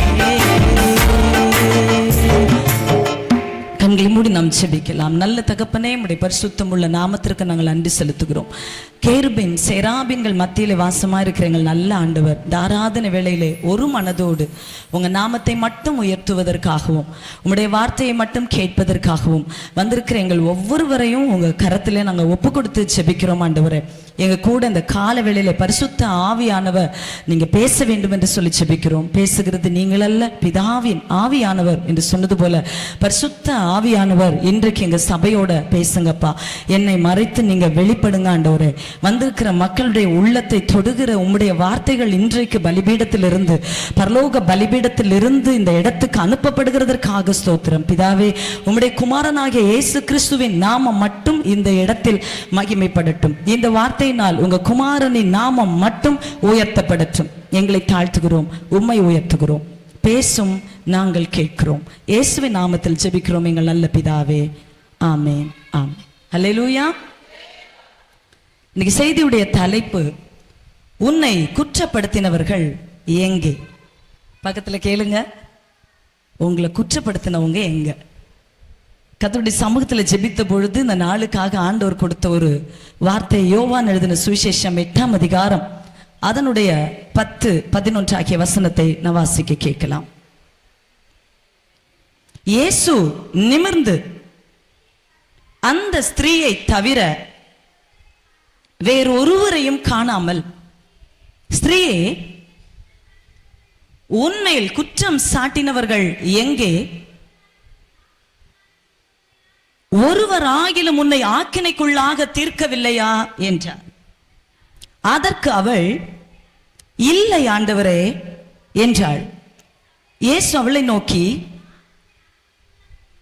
நானும் உன்னை ஆக்கினைக்குள்ளாக தீர்க்கிறதில்லை, நீ போ, இனி பாவம் செய்யாதே என்றார். ஆண்டவராக இயேசு தேவாலயத்திலிருந்து ஒலிவமலைக்கு போய் அங்கிருந்து வந்து மறுபடியும் தேவாலயத்திலே ஆண்டுடைய வார்த்தையை சொல்லி கொண்டிருக்கிற பொழுது அங்கு அநேக ஜனங்கள் கூடி ஆண்டுடைய வார்த்தையை கேட்டார்கள். அந்த நேரத்திலே வேத பாரகர், பரிசேயர் சிலர் ஒரு குறிப்பிட்ட பெண் விபச்சார பாவம் செய்த பெண்ணை கையும் மெய்யுமாக பிடித்தார்கள். பிடித்து கொண்டு வந்து இயேசுவுக்கு முன்பதாக அந்த பெண்ணை நிறுத்தினார்கள். கூட்டமாய் நின்றார்கள். எல்லாருடைய கைகளிலும் கல்லோடு நின்றார்கள். ஏனென்றால் இன்றைக்கு இந்த பெண்ணின் கதை முடிய போகிறது. இவள் செய்த பாவம் வெளிப்பட்டபடியால், இவளை கையோடு பிடித்தபடியால், இவளை எல்லாருக்கும் முன்பதாக கல்லெறிந்து நாம் கொலை செய்ய வேண்டும் என்று சொல்லியும் இயேசுவை குற்றப்படுத்துவதற்கும் இந்த மகளை குற்றப்படுத்துவதற்கும் ஏதுவாக ஒரு மனதோடு குற்றப்படுத்தும் நோக்கத்தோடு அங்கு ஒரு காரியம் செயல்பட்டதை பார்க்க முடியும். கையும் மெய்யுமாய் பிடிக்கப்பட்ட விபச்சாரம் பண்ணின ஒரு ஸ்திரீயை இயேசுவுக்கு முன்பதாய் நிறுத்தி வேதபாரகரும் பரிசேயரும் கேட்டார்கள், மோசேயுடைய நியாயப்பிரமாணம் சொல்கிறது, இப்படி விபச்சாரத்தில் பிடிக்கப்பட்டவர்கள், பாவத்தில் பிடிக்கப்பட்டவர்கள் சாக வேண்டும். எனவே இவளை நாங்கள் கையும் மெய்யுமாய் பிடித்து விட்டோம், போதகரே நீர் என்ன சொல்லுகிறீர் என்று சொல்லி கேட்டுக்கொண்டிருந்தார்கள். அந்த நேரத்தில் இயேசு வேறு மனிதர்களை பார்த்து எதையும் சொல்லாதபடி குனிந்து தரையிலே அவர் எழுதினார். 2 முறை எழுதினார் என்று சொல்லி வேத வசனத்திலே வாசிக்கிறோம். அவர் நிமிர்ந்து எழுதிவிட்டு நிமிர்ந்து அந்த பெண்ணை பார்த்து அந்த இடத்துல சொல்லும் பொழுது எல்லாரும் குற்றம் சாட்டினாங்க. அப்ப இயேசு அந்த இடத்துல சொன்ன ஒரு வார்த்தை, உங்களில் பாவம் இல்லாதவன் முதலாவது இவள் மேல் கல்லறிய கடவன் என்று சொன்னார்கள். எல்லாரும் பாருங்க, அந்த வார்த்தையை கேட்ட பிறகு ஒரு கல் கூட அவள் மேல விழவில்லை. கொஞ்ச நேரத்துக்கு அப்புறம் இயேசு நிமிர்ந்து சுற்றி இருந்த யாரையும் பார்க்காம அவளை மட்டும் பார்த்தால். கல்லை கொண்டு வந்தவர்களும் நியாயம் தீர்க்க வந்தவர்களும் அந்த இடத்தை விட்டு ஓடிவிட்டார்கள். அந்த பெண் மாத்திரம் நின்று கொண்டிருந்த அவளை பார்த்து இயேசு சொன்னார், உன்னை யாரும் நியாயம் தீர்க்கவில்லையா? இயேசு சொன்ன ஒரு வார்த்தை, அந்த இன்னொரு வார்த்தை சொன்னார், உன்னை குற்றம் பிடித்தவர்கள் எங்கே? அல்லேலூயா. அவள் சொன்ன ஒரு காரியம், ஒருவரும் இங்கே இல்லை, ஒருவரும் என்னை ஆக்கினைக்குள்ளாக தீர்க்கவில்லை. இயேசு சொன்ன அடுத்த பதில், நானும் உன்னை ஆக்கினைக்குள்ளாக தீர்க்க மாட்டேன், நீ போகலாம். அதே நேரத்தில் இனிமேல் இந்த விபச்சார பாவத்தை மறுபடியும் உன்னுடைய வாழ்க்கையிலே நீ செய்யாதே. அல்லேலூயா. நம்முடைய வாழ்க்கையிலே ஒரு குறிப்பிட்ட காலகட்டம் வரும் பொழுது குற்றம் சாட்டினவர்களை நாம் தேடினால் கூட அவர்கள் தென்பட மாட்டார்கள். கரங்களை தட்டி ஆண்டவருடைய நாமத்திற்கு நாம் மகிமை செலுத்துவோம். குற்றம் சாட்டுகிறவர்களையும் காண முடியாது, குற்றப்படுத்துகிறவர்களும் தேடினால் அவர்களையும் கண்டுபிடிக்க முடியாது. இதுதான் ஒரு காரியம். 2 விஷயம் உண்டு. ஒன்று இயேசுவினிடத்தில் வந்தவர்கள், இன்னொன்று கர்த்தருக்காய் வைராக்கியமாய் நிற்கிறவர்கள். இவர்களை இந்த உலகத்தில் இருக்கிற ஒருவரும் குற்றம் சாட்ட முடியாது. அதை மீறி குற்றம் சாட்டினால் அந்த குற்றத்திலிருந்து, அந்த பழியிலிருந்து குற்றப்படுத்தினவர்கள் ஒரு காலமும் தப்பவும் முடியாது. வேத புத்தகத்திலே ஒரு குறிப்பிட்ட வசனத்தை வாசித்து பார்க்கும் பொழுது தானியேல் புஸ்தகம் 6ஆம் அதிகாரம் அதனுடைய 4வது வசனம் சொல்கிறது, தேசாதிபதிகளும் அந்த இடத்தில் இருந்த பாபிலோன் ராஜாவை சேர்ந்த அதிகாரிகள் அத்தனை பேரும் தானியேல் மேல் குற்றப்படுத்துவதற்காக முகாந்தரம் தேடினார்கள். அதே வேத பகுதியில மீண்டும் வாசிக்கிறோம், அவர்கள் எவ்வளவு குற்றப்படுத்த முகாந்திரம் தேடியும் ஒரு குற்றத்தையும் தானியேல் மேல் அவர்களால் கண்டுபிடிக்க முடியவில்லை. அடுத்த பகுதி சொல்லுகிறது, ஏனென்றால் அந்த தானியேல் தேவனுக்கும் மனுஷனுக்கும் முன்பதாக உண்மை உள்ளவனாய் இருந்தபடியால் அவன் மேல் குற்றம் சாட்ட எந்த குற்றமும் அவர்களுக்கு கிடைக்கவில்லை என்று சொல்லி கர்த்தருடைய வார்த்தை சொல்லுகிறது. தானியேல் அதனுடைய 6வது அதிகாரம் 24வது வசனத்தில் வாசித்து பார்க்கும்பொழுது, தானியேல் மேல் குற்றம் சாட்டின நபர்களோ வென்றால் அவர்கள் சிங்கக்கபிக்குள் போடப்பட்டார்கள். சிங்க கெபிக்குள் அவர்கள் விழுகிற நேரத்தில் அவர் மாத்திரமல்ல, குற்றப்படுத்தினவர்களுடைய மனைவிகளும் குற்றப்படுத்தினவர்களுடைய பிள்ளைகளும் சேர்ந்தே குகைக்குள்ளே தள்ளப்பட்டார்கள். வேதவசனம் திட்டவட்டமாய் சொல்லுகிறது, அந்த சிங்கங்கள் அவர்கள் தரையில் போய் சேருவதற்கு முன்பதாகவே குற்றப்படுத்தினவர்களுடைய எலும்புகளை அந்த சிங்கங்கள் நொறுக்கி போட்டது என்று சொல்லி வேத பகுதி சொல்லுகிறது. எனக்கு அன்பான தேவனுடைய பிள்ளையே, தேவனால் மன்னிக்கப்பட்ட உங்களை ஒருவர் குற்றம் சாட்டினாலும், தேவனுக்காய் நிற்கிற உங்களை ஒருவர் குற்றம் சாட்டினாலும், அந்த இடத்தில் நொறுங்குவது சத்துருக்களுடைய எலும்புகள் என்பதை நீங்க மறந்து போக கூடாது. இந்த வார்த்தைக்காய் சபையோர் கரங்களை தட்டி கர்த்தருடைய நாமத்தை மகிமைப்படுத்தும். அல்லேலூயா. இயேசு கேட்டார், உன்னை குற்றம் சாட்டினவர்கள் எங்கே? அவள் சொன்னாள், இல்லை, ஒருவனும் இல்லை. ஆண்டவருடைய சமூகத்தில் வந்திருக்கிற உங்களை ஒரு மனிதனாலும் குற்றப்படுத்த முடியாது. வேதத்தில் வாசித்து பார்க்கும் பொழுது ரோமர் 8வது அதிகாரம் அதனுடைய 33, 34 ஆகிய வசனத்தை வாசித்து பார்க்கும் பொழுது அங்க வசனம் சொல்கிறது, தேவன் தெரிந்து கொண்டவர்கள் மேல், நல்ல வசனத்தை கவனிங்க, தேவன் தெரிந்து கொண்டவர்கள் மேல் குற்றம் சாட்டுகிறவன் யார்? ஹல்லேலூயா. நம்மளை யார் தெரிந்தெடுத்திருக்கிறார்? தேவன் தெரிந்தெடுத்திருக்கிறார். நம்ம மேல குற்றம் சாட்டுகிறவன் யார்? தேவனை அவர்களை நீதிமானாக்குகிறார். ஆக்கினைக்குள்ளாக தீர்க்கிறவன் யார்? கிறிஸ்துவே மரித்தவர், அவரை எழுந்தும் இருக்கிறவர், அவரே தேவனுடைய வலது பார்சத்திலும் இருக்கிறவர், நமக்காக வேண்டுதல் செய்கிறவரும் அவரே என்று எழுதப்பட்டிருக்கிறது. தேவனால் அழைக்கப்பட்டவர்களை ஒருவராலும் ஒரு சூழ்நிலையிலும் குற்றப்படுத்த முடியாது, குற்றத்தை நிரூபிக்க முடியாது. அல்லேலூயா. வெளிப்படுத்தின விசேஷம் 12ஆம் அதிகாரம் அதனுடைய 10வது வசனத்தில் வாசித்து பார்க்கும் பொழுது அந்த வசனத்தை வாசிக்கலாம். வெளிப்படுத்தின விசேஷம் 12:10. அப்பொழுது வானத்திலே ஒரு பெரிய சத்தம் உண்டாகி, இப்பொழுது ரட்சிப்பும் வல்லமையும் நம்முடைய தேவனுடைய ராஜ்யமும் அவருடைய கிறிஸ்துவின் அதிகாரமும் உண்டாயிருக்கிறது. இரவும் பகலும் நம்முடைய தேவனுக்கு முன்பாக நம்முடைய சகோதரர்கள் மேல் குற்றம் சுமத்தும் பொருட்டு அவர்கள் மேல் குற்றம் சாட்டுகிறவன் தாழ தள்ளப்பட்டு போனான். இந்த வசனத்தில் சொல்லப்பட்டவன் பிசாசு. அல்லேலூயா. வலு சர்ப்பம். வசனம் சொல்லுகிறது, தேவ சமூகத்தில் அவர்களை சகோதரர்களை குற்றப்படுத்த நின்று கொண்டிருந்த அந்த சாத்தான் அவன் தாழே தள்ளப்பட்டு போனான். உங்களை குற்றப்படுத்த, உங்களை தெரியாம மறைவா எழும்பி இருக்கிற அந்த சாத்தானின் சாம்ராஜ்யம், சாத்தானுடைய கோட்டைகள், சாத்தானுடைய திட்டங்கள், சாத்தானுடைய ரெப்ரசன்டேட்டிவ்கள் ஒவ்வொருவரும் உங்களுக்கு முன்பதாக வெட்கப்பட்டு போகும்படி தேவன் உங்க குற்றங்களை அவருடைய இரத்தத்தினாலே மன்னித்து மறந்து உங்களை பரிசுத்தப்படுத்தி உங்களை மேன்மைப்படுத்துவாராக. குற்றப்படுத்துகிறவன் சாத்தான். சாத்தானுடைய ஆவி யாருக்குள்ள அதிகமா இருக்கிறதோ அவங்க வாயில வருகிற அடிக்கடி வருகிற வார்த்தைகள் ஓயாம மற்றவர்களை குற்றப்படுத்தி கொண்டே இருப்பார்கள். அல்லேலூயா. தேவாவியினால நீங்க நடத்தப்பட்டா குற்றப்படுத்துகிற வார்த்தைகள் வாயிலிருந்து புறப்பட்டு வராது. 24 மணி நேரமும் ஏதோ ஒரு குறைகளை நம்ம மற்றவங்களுக்கு விரோதமா பேசுறோம் அப்படின்னு சொன்னா அங்கு ஒரு பிசாசுக்கு தலைவன் லூசிபர் அவன் என்ன செய்கிறான்? தன்னுடைக்கென்று குற்றப்படுத்துகிறவர்களை எழுப்பி இருக்கிறான் என்று சொல்லி அர்த்தம். எனவே அப்படி ஒரு வேளை குற்றப்படுத்த தோன்றினால் நம்ம ஆண்டவருக்கு நம்மளை ஒப்பு கொடுக்க வேண்டும். யாரையும் குற்றப்படுத்தாம உம்மை போல நான் மாற எனக்கு ஒரு கிருபை தாரும் என்று சொல்லி ஜெபிக்கும் பொழுது குற்றப்படுத்துகிற சாத்தான் தாழ தள்ளப்பட்டு போவான். யூதா 9ஆம் அதிகாரத்தில் வாசித்து பார்க்கும்போது பிரதான ஆசாரியன் பிரதான தூதனாகிய மிகாவேல் தூதனுக்கும் சாத்தானுக்கும் தர்க்கம் நடக்குது. எதை குறிச்சுன்னு சொன்னா மோசேயுடைய சரீரத்தை குறித்து பயங்கரமான தர்க்கம் நடக்குது. அந்த நேரத்துல அந்த மீகாவேல் கூட அந்த மீகாவேல் தூதன் சாத்தானை தூஷணமாய் குற்றப்படுத்த துணியாமல், பிரதான தூதர்களில் ஒருவன் தான் மிகாவேல் தூதன், யுத்தத்திற்காய் செயல்படுகிற மிகாவேல் தூதன். ஆனா சாத்தானோடு பேசுறார், வாக்குவாதம் நடக்குது, சண்டை போடுறாங்க.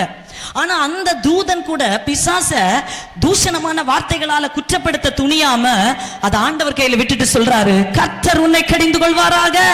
அல்லேலூயா. சாத்தானே உன்னை கர்த்தர் கடிந்து கொள்வாராக என்று சொல்லி அவனுடைய குற்றச்சாட்டுதலை கூட சாத்தான் மேல கூட செலுத்தாம அதை கர்த்தர் பார்த்துக் கொள்ளுவார் என்று சொல்லி மிகாவேல் தூதனே தேவனுக்கு பயந்து நடந்து கொண்டதை பார்க்க முடியும். அல்லேலூயா. இன்றைக்கு அதே போல தேவ பிள்ளைகள் எந்த ஒரு சூழ்நிலையில நீங்க குற்றப்படுத்தப்பட்டு நின்றால், இன்றைக்கு நீங்க ஆண்டவற்றை உங்களை ஒப்பு கொடுத்து அப்படிப்பட்ட நிலைமையில் இருக்கிறவர்களுக்கு பாருங்க, நீங்க குற்றப்படுத்துறாங்க. ஒருத்தர் குற்றப்படுத்தும் போது அவங்களுக்கு 5 விதமான பிரச்சனைகள் வருது. அல்லேலூயா. இப்போ ஒருத்தர் உங்களை குற்றப்படுத்துறாங்க அப்படின்னா, குற்றப்படுத்துறவங்களுக்கு ப்ராப்ளம் இல்லை, ஆனா அந்த குற்றம் சாட்டப்பட்டவர்களுக்கு 5 வித பிரச்சனை அவங்க வாழ்க்கையில வருகிறது.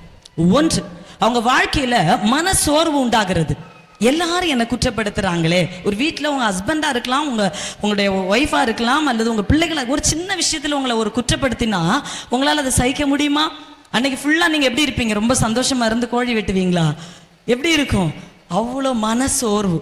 இப்படி பேசிட்டாங்களே, இப்படி என்ன சொல்லிட்டாங்களே, என்ன குற்றப்படுத்தி விட்டார்களே என்று சொல்லி ஒரு மன சோர்வு. குற்றம் சாட்டப்பட்டவர்களுக்கு முதலாவது உண்டாகிறது ஒரு மன சோர்வு வருகிறது. இரண்டாவதாக அவருடைய வாழ்க்கையிலே குற்றம் சாட்டப்பட்டு நிற்கிறவர்களுக்கு சுய பரிதாபம் வருகிறது. ஐயோ என்று சொல்லி தன்னையே சொல்லக்கூடிய அளவுக்கு அவங்க வாழ்க்கையில சுய பரிதாபம் வரும். நான் ஏன் இப்படி இருக்கணும்? எனக்கு இப்படிப்பட்ட நிலைமை வந்து போனது, ஏன் ஆண்டவரே எனக்கு இது வந்தது? சுய பரிதாபம். நான் இப்படி பிறந்திருக்கவே கூடாது, நான் இப்படி இருக்கவே கூடாது, நான் ஏன் உயிரோடு இருக்கணும் என்கிற தங்களை தாங்களே சுய பரிதாபமாக்கி கொள்ளுகிற ஒரு நிலைமை குற்றப்படுத்தப்பட்டு நிற்கிறவருடைய வாழ்க்கையில் வரும். மூன்றாவதாக, அந்த குற்றப்படுத்தப்பட்டு நிற்கிறவர்கள் எல்லா சூழ்நிலைகளிலும் தங்கள் செய்ய வேண்டிய வேலைகளை செய்யாமல் அத்தனை வேலையும் முடக்கி போடுவார்கள். ஒரு வேலை அவங்களால பண்ண முடியாது. அல்லேலூயா. ஏன்னா என்ன பண்ணாலும் குற்றப்படுத்தினா நான் ஏன் செய்ய போறேன், நான் வேண்டாம், இன்று நான் செஞ்சாலுமே எனக்கு குற்றம் தானே வரப்போகிறது என்று சொல்லி எதையும் செய்யாதபடிக்கு அவங்க வந்து ஒரு வேண்டாம் வெறுப்பாய் தங்களை பார்ப்பது மாத்திரமல்ல, அவங்க வேலைகள் எல்லாமே முடங்கி போயிடும். நாலாவதாக பார்த்தீங்கன்னா, அந்த குற்றம் சாட்டப்பட்டவர்கள் கொஞ்சம் கொஞ்சமா மனநோயாளியாகவும் சரீரத்தில் பலவீனமானவர்களாகவும் மாற்றப்பட்டு விடுவார்கள். ஏன்னா எல்லா விதத்திலும் சோர்வு, எல்லா விதத்திலும் நம்ம எல்லாம் வளர்ந்துருப்போம். நம்முடைய அம்மா நம்ம கிட்ட சொல்லியிருப்பாங்க, இன்னைக்கு மதர்ஸ் டே தானே, ஹல்லேலூயா, சொல்லியிருப்பாங்க. எல்லா பெற்றோரும் உங்க அம்மாவை நீங்க முதல்ல உங்க பிள்ளைகள் உங்க அம்மாவை தான் ஃபர்ஸ்ட் பார்க்கணும். அவங்க தான் உங்களுக்கு முதல் மாடல். உங்க அம்மா பட்ட பாடுகள், உங்க அம்மா உங்க ஃபேமிலியை நடத்தின அந்த விதம், அந்த இடத்துல பாத்தீங்கன்னா உங்க அம்மாவை தான் எல்லாரும் குற்றப்படுத்துவாங்க. அப்ப நம்ம சின்ன குழந்தையா இருக்கும்போது நம்ம அம்மா முகத்தை பார்ப்போம், அம்மா செய்யறது தப்பா அப்பா செய்யறது தப்பான்னு தெரியாம முழிச்சிட்டு இருப்போம் இல்லையா? எல்லாம் அவங்களை குற்றப்படுத்தும். ஆனாலும் ஒரு அம்மாவா இருந்து எல்லாத்தையும் சகிச்சு அவங்க உங்களை நல்லபடியா நடத்தினதுனால தான் இன்னைக்கு சில காரியங்களை உங்களாலையும் உங்க குடும்பத்துல உங்க பிள்ளைகளுக்கு செய்ய முடியுதா இல்லையா? அப்ப நீங்க என்னதான் ஒரு வேளை பேசினாலுமே ஒரு நம்ம உள்ளத்துல ஒரு டைம் நமக்கு என்ன வரும், எங்க அம்மா இப்படி பொறுமையா இருந்தாங்க, இவ்வளவு குற்றச்சாட்டுகளை எல்லாம் சகிச்சு அவங்க வாழ்ந்தாங்க, எங்க அம்மா மாதிரி நானும் இருக்கணும், எங்க அம்மாவை விட நான் ஒன்னும் பெரிய கஷ்டப்படலையே அப்படி நம்ம என்ன செய்கிறோம், அதை சகிக்கிறோம். அப்போ அந்த அந்த அந்த பலவீனம் நமக்கு வந்து ஒரு நம்ம சோர்வை உண்டாக்கி நம்மளை படுக்க போட்டுரும். குற்றப்படுத்தப்பட்டவர்களுடைய நிலைமையை சொல்றேன். அல்லேலூயா. அவங்க எதுவும் பண்ண மாட்டாங்க, சோர்ந்து போய் படுத்துருவாங்க. அஞ்சாவதாக, அந்த குற்றப்படுத்துதல் அவங்களை எங்க கொண்டு போய் விடும்னா மரண பயத்துக்குள்ளே கொண்டு போகும். இந்த பாவியாகிய ஸ்திரீ, அதாவது விபச்சாரத்தில் பிடிக்கப்பட்ட பெண்ணை அவள் செய்த குற்றம் எங்க கொண்டு போய் நிறுத்துச்சுன்னு சொன்னா மரண தண்டனைக்கு முன்பதாய் கொண்டு போய் நிறுத்தினது. அப்ப குற்றம் சாட்டப்படுதல் நம்மை ஒரு அழிவுக்குள்ளதான் நடத்தும். ஆனா தேவ பிள்ளைகளே, இந்த பெண்ணை துரத்தினது நம்ம நினைக்கிற மாதிரி கையும் களவுமா பிடிச்சவங்க மட்டும் அல்ல, கையும் களவுமா பிடிச்ச வேதபாரகர் பரிசேயர் மட்டும் அல்ல, ஒரு நியாய பிரமாணமும் அந்த பெண்ணை துரத்த ஆரம்பித்தது. அல்லேலூயா. இந்த பெண்ணை துரத்தினவர்கள் அவளை எங்க கொண்டு வந்தாங்க? இயேசுவினிடத்தில் கொண்டு வந்தார்கள். இந்த பெண்ணை குற்றப்படுத்தினவங்க தங்களையும் அறியாமல் கொண்டு வந்த இடம் கர்த்தருடைய பாதம். என் அன்பு சபையே, நீங்க யாரோ ஒருவராலே குற்றப்படுத்தப்பட்டிருக்கலாம், ஆனால் தெரிந்தோ தெரியாமலோ உங்களை குற்றப்படுத்துகிற ஒரு கூட்டம் உங்களை கூட்டி சேர்க்கிற இடம் எது தெரியுமா? கர்த்தாதி கர்த்தரும் ராஜாதி ராஜாவும் உலகத்துக்காக நீதி உள்ள நியாயம் செய்கிற நியாயாதிபதியின் பாதத்துல உங்களை அறியாம கொண்டு அவங்களே உங்களை கொண்டு போய் சேர்த்துறாங்க. இந்த பெண்ணுக்கு இயேசுவை பத்தி தெரியாது. அல்லேலூயா. இந்த பெண் இயேசுவை பார்த்ததும் இல்லை. இந்த விபச்சாரத்தில் பிடிக்கப்பட்ட பெண் இயேசுவை ஒரு நாள் கூட கண்டதில்லை. காணாத இயேசுவை காண வைத்தது குற்றம் சாட்டினவர்கள். கரங்களை தட்டி விசுவாசத்தோடு ஆண்டவருடைய நாமத்தை மகிமைப்படுத்துவோம். என்னை குற்றம் சாட்டுகிறார்களே, என்னை ஓயாமல் குறை சொல்லுகிறார்கள், பேசுகிறார்களே, எனக்கு விரோதமான வார்த்தையை பேசுகிறார்களே, நான் தாழ்ந்து இருக்கிறேனே என்று கவலைப்பட வேண்டாம். உங்களை குற்றம் சாட்டுகிற ஒவ்வொரு நபரும் அவர்களை அறியாமல் இந்த வேத பாரகர் பரிசேயரை போல உங்களை நெருக்கமா இயேசுவின் பாதத்திலே கொண்டு சேர்க்கிறார்கள். எப்போ குற்றம் சாட்டப்பட்டு இயேசுவின் பாதத்திலே வருகிறோமோ, இயேசு உங்களை குற்றவாளியாய் தீர்க்க மாட்டார், உங்கள் குற்றத்துக்கு ஏற்ற தண்டனையை தரமாட்டார். ஆனால் அதே நேரத்தில் நீங்க மனம் உடைந்து மன்னிப்பு கேட்கும் பொழுது பாவ மன்னிப்பாகிய மீட்பு இயேசு தன் கிருபையினாலே நமக்கு கொடுக்கிறார். அல்லேலூயா. இங்கு யோவான் 8ஆம் அதிகாரம் 5வது வசனத்தை நாம் வாசிக்க கேட்போம். யோவான் 8:5. இப்படிப்பட்டவர்களை கல்லெறிந்து கொல்ல வேண்டும் என்று மோசே நியாயப்பிரமாணத்தில் நமக்கு கட்டளை இட்டிருக்கிறாரே, நீர் என்ன சொல்லுகிறீர்? அல்லேலூயா. அவங்க அழகா கேக்குறாங்க பாருங்க. நியாயப்பிரமாணத்தில் மோசே கட்டளை இட்டிருக்கிறாரே, நீர் என்ன சொல்லுகிறீர்? யோவான் 8ஆம் அதிகாரம் 7வது வசனத்தை வாசிக்க கேட்போம். அவர்கள் ஓயாமல் அவர்களை கேட்டுக் கொண்டிருக்கையில் அவர் நிமிர்ந்து பார்த்து, உங்களில் பாவம் இல்லாதவன் இவள் மேல் முதலாவது கல்லறிய கடவன். அல்லேலூயா. ஏன்னா ஓயாம நீர் என்ன சொல்லுகிறீர், நீர் என்ன சொல்லுகிறீர், நீர் என்ன சொல்லுகிறேன் கேட்ட உடனே இயேசு நிமிர்ந்து பார்க்கிறார் பாருங்க. அப்ப இந்த இடத்துல எதை குறிக்குது அப்படின்னு சொன்னா, இந்த உலகத்துல ஒருவருமே நீதிமான்கள் இல்ல. அல்லேலூயா. அது அங்க நிரூபிக்கப்படுகிறது. நீ அந்த பொண்ணை மட்டும் குற்றம் சொல்ற. சரி, விபச்சாரம் ஒரு பொண்ணு தன்னாலே இருந்து பண்ண முடியுமா? அல்லேலூயா. அப்ப விபச்சாரம் பண்ணணும்னா அங்க ஒரு நபர், ஒரு ஆண் அங்க இருக்க வேண்டுமே. அல்லேலூயா. இயேசுவினுடைய தீர்ப்பு அதிசயமான ஒரு காரியம். அவர் அங்க கேட்டார், பொண்ணை கொண்டு வந்திருக்கிற உண்மைதான், இதோட இருந்த அந்த நபர் யார்? அப்ப அவர் கேட்ட ஒரு கேள்வி, உங்களில் பாவம், அதாவது இந்த இடத்துல அவர் குறிப்பிடப்பட்ட பாவம், உங்களில் இந்த விபச்சார பாவம் இல்லாதவர்கள் எவர்களோ அவர்கள் முதலாவது இவள் மேல் கல்லறிய கடவன். அல்லேலூயா. சொல்றதெல்லாம் ஈஸி தான், ஆனா கல்ல எறிங்கப்பா, நான் வேண்டான்னு சொல்லல. ஆனால் உங்களில் இந்த பாவம் இல்லாதவன் எவனோ, உங்களில் இந்த தவறு செய்யாதவன் எவனோ, உங்களில் இந்த குற்றம் செய்யாதவன் எவனோ, உங்களில் நீதிமான் எவனோ, உங்களில் ஒரு தவறை இல்லாதவன் எவனோ, குற்றமே செய்யாதவன் எவனோ, பாவமே இல்லாதவன் எவனோ, முதல் கல்ல நீ அவன் மேல போடு, அதுக்கப்புறம் பின்னாடி எல்லாம் கல்ல போடுவாங்க. இதுதான் அவருடைய ஒரு காரியம். ஆனா ஒருவரும் அந்த இடத்தில் இல்லை. அல்லேலூயா. ஏனென்றால் அந்த இடத்துல சொல்லப்பட்ட ஒரு காரியம், இயேசுவை நம்ம சபைக்கு தேடி வருகிறோம். நல்லவங்க சபைக்கு வரல, ஃபர்ஸ்ட் நீங்க புரியணும். அல்லேலூயா. சபைக்கு வருகிறவர்கள் நல்லவர்கள் அப்படி நீங்க நினைச்சீங்கன்னா அது தவறான கணக்கு. நல்லவர்கள் சபைக்கு வரவில்லை. தேவனால் நல்லவர்கள் என்று எண்ணப்பட்டவர்களும், கிருபையினால் நல்லவர்கள் என்று நினைக்கப்பட்டவர்களும், கிருபையினால் ஆண்டவர் சபையிலே நம்மை அத்தனை பேரையும் கூட்டி சேர்த்திருக்கிறார். அல்லேலூயா. யோவான் எழுதின சுவிசேஷம் 1ஆம் அதிகாரம் அதனுடைய 17, 18 ஆகிய வசனத்தை வாசித்து பார்க்கும் பொழுது வாசிக்கலாம். யோவான் 1ஆம் அதிகாரம் 17, 18. எப்படி எனில், நியாயப்பிரமாணம் மோசேயின் மூலமாய் கொடுக்கப்பட்டது, கிருபையும் சத்தியமும் இயேசு கிறிஸ்துவின் மூலமாய் உண்டாயின. தேவனை ஒருவனும் ஒரு காலம் கண்டதில்லை, பிதாவின் மடியில் இருக்கிற ஒரே பேரான குமாரனே அவரை வெளிப்படுத்தினார். இங்கு ஆண்டவருடைய வார்த்தை என்ன சொல்லுகிறது? மோசேயினால் நியாயப்பிரமாணம் கொடுக்கப்பட்டது. சத்தமா சொல்லுங்க, மோசேயினால் நியாயப்பிரமாணம் கொடுக்கப்பட்டது. கிறிஸ்து இயேசுவினால் கிருபையும் சத்தியமும் கொடுக்கப்பட்டது. அல்லேலூயா. மோசேயினால் இந்த உலகத்துக்கு வந்தது நியாயப்பிரமாணம். ஆனா கிறிஸ்துவினால் இந்த உலகத்துக்கு நமக்கு கிடைத்த ஒரு பெரிய மேன்மை கிருபை சத்தியம். அல்லேலூயா.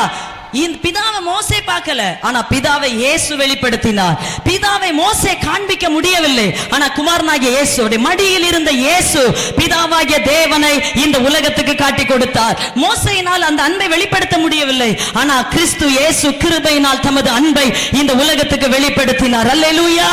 தேவன் கிருபை உள்ளவர், இயேசு கிருபை உள்ளவர், இயேசு உண்மை உள்ளவர், இயேசு அன்புள்ளவர், இயேசு யாரையும் அழிக்கும்படி வரவில்லை, இயேசு ஒருவரை குற்றப்படுத்த வரவில்லை. ஒருவேளை நீ குற்றவாளியாய் இருந்தா கூட மன்னிப்பு கேட்கும் பொழுது கிருபையினால் உங்கள் பாவங்களை, நம்முடைய பாவங்களை மன்னித்து தகுதி உள்ளவர்களுக்கு கொடுக்கப்பட வேண்டிய மேன்மையான இடத்தை தகுதி இல்லாத நமக்கு கொடுத்து உயர்த்துகிறவர் தான் அந்த ராஜாதி ராஜா ஆண்டவராகிய இயேசு கிறிஸ்து. எனவே தான் வசனம் சொல்லுகிறது, மேன்மை பாராட்டுகிறவன் அந்த ஆண்டவரை குறித்து மேன்மை பாராட்ட வேண்டும். ஏனென்றால் இந்த கிருபையும் சிலாக்கியத்தையும் கொடுத்தது அவரே, இந்த நீதியை கொடுத்தது அவரே.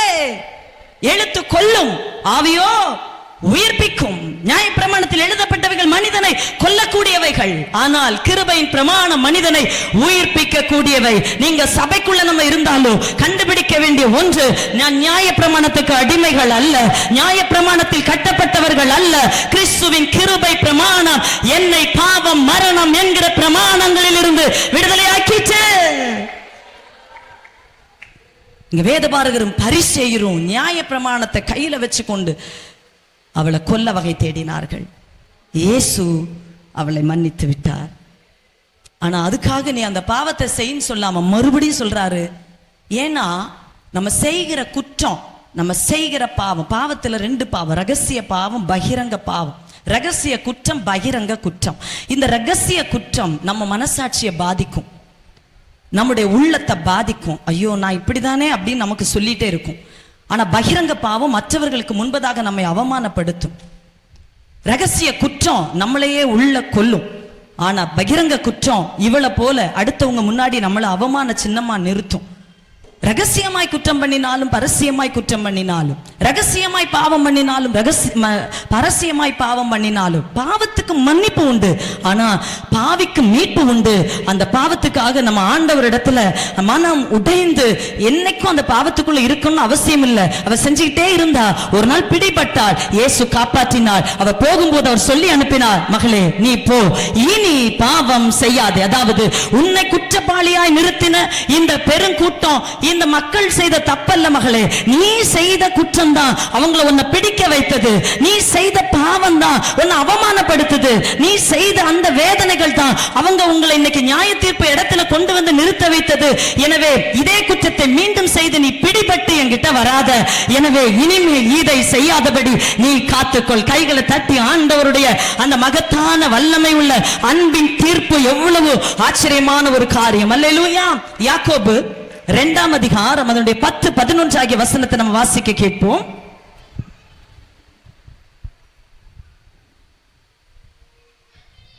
எப்படி எனில், ஒருவன் நியாயப்பிரமாணம் முழுவதையும் கை கொண்டிருந்தும் ஒன்றிலே தவறினால் எல்லாவற்றிலும் குற்றவாளியா இருப்பான். ஏனென்றால் விபச்சாரம் செய்யாதிருப்பாயாக என்று சொன்னவர் கொலை செய்யாதிருப்பாயாக என்றும் சொன்னார். ஆதலால் நீ விபச்சாரம் செய்யாமல் இருந்தும் கொலை செய்தாயானால் நியாயப்பிரமாணத்தை மீறினவன் ஆவார். அல்லேலூயா. ஏன் இந்த நியாயப்பிரமாணத்தின்படி ஆண்டவர் அங்க தீர்ப்பு கொடுக்கல? அல்லேலூயா. முறைப்படி அவ குற்றவாளி தானே. முறைப்படி இப்ப நம்ம ஒரு கோர்ட்டுக்கு போறோம், எதிர்கட்சி நமக்கு விரோதமா கோர்ட்ல ஒரு கேஸ போட்டுட்டாங்க, நம்ம குற்றவாளிகள் தான், புரிஞ்சுதா? அப்ப அங்க அவங்க வக்கீல் வாதாடி எத்தனையோ நாட்கள் கழிச்சு கோர்ட்ல இருந்து நமக்கு ஒரு காரியம் வருகிறது, இவங்க குற்றவாளி தீர்க்கப்பட்டாச்சு. குற்றவாளி என்று சொல்லி கோர்ட் தீர்மானித்த பிறகு அவங்களுக்கு வீட்டுக்கு அனுப்பி சந்தோஷமாயிரு அப்படின்னு சொல்லுவாங்களா? ஒண்ணு அவங்களுக்கு நியாயப்படி தண்டனை, 2வது தண்டனையோடு கூட அபராதம். உண்மையா இல்லையா? முறைப்படி குற்றவாளி நிரூபிக்கப்பட்டால் குற்றத்துக்குள்ள தண்டனை தான் கிடைக்கணும். அல்லேலூயா. எதுக்கு சொல்ல வரேன் அப்படின்னா, நம்ம செய்த ஒவ்வொரு பாவங்களையும் நம்ம திரும்பி பார்த்தா முறைப்படி நமக்கு தண்டனை தான் கிடைச்சிருக்கணும். முறைப்படி நம்ம அவமானம் தான் பட்டிருக்கணும். முறைப்படி நம்ம அபராதம் கட்டி இருக்கணும். ஆனா தேவ பிள்ளையே, இவளை மன்னித்த ஆண்டவராகிய இயேசு, இவளுக்கு மீட்பு கொடுத்த ஆண்டவராகிய இயேசு முறைப்படி குற்றவாளிகளா இருந்தும், முறைப்படி தவறு செய்து இருந்தும், முறைப்படி தண்டிக்கப்பட வேண்டிய நிலைமையில நம்ம இருந்தோம், அந்த தண்டனையை இயேசு நமக்கு கொடுக்காம அந்த தண்டனையை சிலுவையிலே கொல்கதா மேட்டிலே நமக்கு பாவத்துக்கு வருகிற எல்லா தண்டனைகளையும், நமக்கு வர வேண்டிய எல்லா அவமானங்களையும், நமக்கு வர வேண்டிய எல்லா நிர்வாணங்களையும், நமக்கு வர வேண்டிய எல்லா காயங்களையும், இந்த குற்றத்தின் நிமித்தம் நமக்கு வர வேண்டிய எல்லா மரணத்தையும் கொல்கதா மேட்டிலே சிலுவையிலே ஆண்டவராகிய இயேசு உங்களுக்கான எல்லாவற்றையும் தானே சுமந்து அவர் குற்றவாளி ஆக்கப்பட்டு உங்களுக்கும் எனக்கும் முறைப்படி வர வேண்டிய குற்றத்துக்குள்ள தண்டனையை கொடுக்காம அவர் அதை ஏற்றுக்கொண்டு நித்திய மீட்பை பரிசாக நமக்கு கொடுத்திருக்கிறார். கைத்தட்டி அந்த ஆண்டவருடைய நாமத்தை மகிமைப்படுத்துவோம். இதுக்கு தான் சபை. ஏன் ஓய்வு நாள்ல ஆண்டவர் ஆராதிக்க வருகிறோம்? பாஸ்டருக்காக சிஸ்டருக்காக அல்ல, சபையின் மற்ற விசுவாசிகளுக்காய் அல்ல. உனக்கு கிடைக்க வேண்டிய தண்டனை, உன் குற்றத்துக்கு கிடைக்க வேண்டிய தண்டனை, உன் பாவத்துக்கு கிடைக்க வேண்டிய தண்டனை அவர் ஏற்றெடுத்த நன்றி கடனுக்காக வாழ்நாள் முழுவதும் நம்மை ஜீவ பலியாக, காணிக்கையாக, உகந்த பலியாக சிலுவை நாயகனுக்கு நம்ம ஒப்பு கொடுக்க வேண்டும். இதுக்கு தான் நம்ம ஆண்டவரை ஆராதிக்கிறோம். அல்லேலூயா. யாருக்கோ ஊருக்கு போறவங்களால எல்லாம் உண்மையா தெய்வத்தை துதிக்க முடியாது. ஏன்னா பலன் பூமியில கிடைக்காது. உண்மையுள்ள பலன் நித்திய ஜீவன். அல்லேலூயா. அதுக்காக தான் நம்ம ஒவ்வொருத்தரும் பிரயாசப்படுகிறோம். அல்லேலூயா. சரி, ரெண்டே விஷயத்தை நம்ம பார்த்து நம்ம தியானிக்க போகிறோம். குற்றம், முறைப்படி குற்றம் சாட்டப்பட்டு வழிஞ்சிருக்கணும். ஆனா இவளுக்கு அதுக்குள்ள தீர்ப்பு கிடைக்காம தீர்ப்பையும் ஆண்டவர் மாத்திட்டார். ஆண்டவர் இப்படிதான். முறைப்படி யாக்கோபுக்கு தான் ஆசீர்வாதம், ஏசாக்கு தான் வந்திருக்க வேண்டும். உள்ள குற்றத்தை எல்லாம் செஞ்சவன் யாக்கோபு. ஆனா வந்தது யாருக்கு ஆசீர்வாதம்? யாக்கோபுக்கு. அப்ப ஆண்டவர் நீதி உள்ளவர் இல்லையா? அவர்கிட்ட அநீதி தான் இருக்கா? ஏன் ஏசாவை வெறுத்தார்? ஏன் யாக்கோபை அவர் நேசித்தார்? எவன் மேல் இரக்கமா இருக்க சித்தமா இருப்பேனோ அவன் மேல் இரக்கமா இருப்பேன். எவன் மேல் கிருபையா இருக்க அவர் சித்தமா இருக்கிறாரோ அவன் மேல் கிருபையா இருப்பார். நம்ம ஒட்டு மொத்தமே ஒரு ஆளை எதிர்த்தாலும் அந்த ஒரு ஆள் பக்கம் கர்த்தர் நின்னான்னா அந்த ஆளுக்கு தான் ஜெயம். அல்லேலூயா. எதிர்க்கிறவர்கள் மேல விஷயமே இல்லை. அவர் சொல்லிட்டார், நிறுத்திட்டு ஜோலி முடிஞ்சது, போயிட்டே இருங்க எல்லாரும். ஆமென். கர்த்தரால கூடாதது ஒண்ணுமே இல்லை. சிலவற்றை அவர் நிர்ணயிக்கிறார், சிலவற்றை அவர் தீர்மானிக்கிறார், சில விஷயங்கள் அவர் எல்லா காரியத்தையும் செய்கிறார். தப்புதான், தவறுகள் தான். ஆனா ஆண்டவர் நிறுத்தி விட்டாரே. அப்ப அவரை குற்றப்படுத்த முடியுமா? நிறுத்தின ஆண்டவரை கேலி செய்ய முடியுமா? முடியாதே. இங்க வசனம் சொல்லுகிறது, முறைப்படி தண்டிக்கப்பட வேண்டிய அந்த பெண்ணுக்கு தேவன் கிடைத்தது தண்டனை தீர்ப்பு அல்ல, கிருபையின் தீர்ப்பு. கைத்தட்டி இயேசுவின் நாமத்துக்கு நாம் மகிமை செலுத்துவோம். தலைக்கு மேலாய் கரங்களை உயர்த்தி தட்டி சந்தோஷமாய் அல்லேலூயா. இன்னைக்கு நம்மள நிறைய பேர், நம்ம குற்றம் இருக்கா இல்லையா? நம்ம கிட்ட குற்றம் இருக்கா இல்லையா? குற்றம் இருக்கா இல்லையா? நம்ம கிட்ட இருக்கு. நிறைய குறை இருக்கு, நிறைய குற்றம் இருக்கு. அது அந்த குற்றத்தை எல்லாம் நிரூபிச்சு காமிச்சிருந்தா நம்ம எல்லாரும் இன்னைக்கு என்ன செய்ய மாட்டோம்? நானும் இங்க இருந்து பிரசங்கம் பண்ண முடியாது, மைக்க தூக்கவே முடியாது, நாங்க யாருமே இங்க நிக்க முடியாது. ஆனா உங்களால இங்க இருக்க முடியாது. உங்களை மன்னிச்சவர் என்னையும் மன்னிச்சுட்டார், என்ன மன்னித்தவர் உங்களையும் மன்னித்துட்டா. குறை இருக்குன்னு தெரியும். குறை இருந்ததுனாலதான் பிதாவாகிய தேவன் தன் குமாரனாகிய கிறிஸ்துவை இந்த பூமிக்கு அனுப்பினார். நம்ம கிட்ட குறை இல்லைன்னா நம்ம எல்லாருமே இங்க பெரிய இயேசுவா தான் இருந்திருப்போம். இப்பவும் இயேசுதான், நமக்குள்ள அவர் தான் வாழ்ந்து கொண்டிருக்கிறார். ஆனா இன்னைக்கு ஒரு தைரியம் நமக்கு கிடைச்சது. பாத்தீங்களா? குற்றவாளி தான், உண்மைதான். நான் பூஜ்ஜியம் தான், 10 பூஜ்ஜியம் கிடக்கு. ஆனா என்ன பண்ண, இயேசு அந்த பூஜ்ஜியத்துக்கு பக்கத்துல ஒரு நம்பரா வந்துட்டாரே. அல்லேலூயா, அல்லேலூயா. இப்ப புரிஞ்சிருக்கும்னு நினைக்கிறேன். 3 பூஜ்ஜியம் உண்மைதான், பூஜ்ஜியம் எல்லாத்திலும் பூஜ்ஜியம். அந்த பூஜ்ஜியத்துக்கு ஃப்ரண்ட்ல ஒரு 1 போட்டு பாருங்க, அது 1000 மாறுது, 10,000 மாறுது, 1,00,000 மாறுது, 1 கோடியா மாறுது. 0. நம்ம எல்லா விஷயத்திலும் எல்லாத்திலுமே தோத்து ஒண்ணு இல்லாம வெறுமையா இருந்தாலும் நிறைவு கொடுக்கிற இயேசு சொல்றாரு, நான் உன் பக்கத்துல வந்துட்டேம்மா, இனி உனக்கு குறைவு இல்ல, இனி உனக்கு நிறைவுதான், இனி நீ அந்த வேதனைக்குள்ள இருக்க வேண்டிய அவசியம் இல்ல, இனி நீ உனக்கு மரண தண்டனை இல்ல. இவங்க தான் என்கிட்ட ஒண்ணு கொண்டு வந்துட்டாங்களே, இது மோசேட்ட கொண்டு போயிருந்தா உன்னை கல்லால் அடிச்சு கொண்டிருப்பாங்க. மோசே கிட்ட கொண்டு போயிருந்தா நீ அன்னைக்கே செத்திருப்ப. ஆனா நீ வந்தது மோசே இடத்துல வரல, என்னிடத்தில் வந்திருக்கிறாய். அதாவது ஆண்டவராகிய இயேசுவிடத்தில் நீ வந்திருக்கிறாய். இந்த சபைக்கு வந்திருக்கிற விசுவாச மக்கள் மோசேட்ட வரல, இயேசு கிறிஸ்துவாகிய சிலுவையிலிருந்து மரித்தோர்ந்து உயிர்த்தெழுந்த ஆண்டவரிடத்தில் வந்திருக்கிறீர்கள். எனவே உங்களுக்கு மரணம் இல்லை, நமக்கு மரணம் இல்லை, நித்திய ஜீவன். இங்க இயேசு சொன்ன 2 விஷயம். இவளுக்கு இந்த மரண தண்டனை கிடைக்காம இவ மீட்படைய முதல் காரணம், அவ போயிட்டா. அவர்கிட்ட பரிசேகர் வேதபாரகர்கிட்ட அவர் சொல்றாரு பாருங்க, யோவான் 8ஆம் அதிகாரம் 12வது வசனத்தை வாசிக்க கேட்போம்.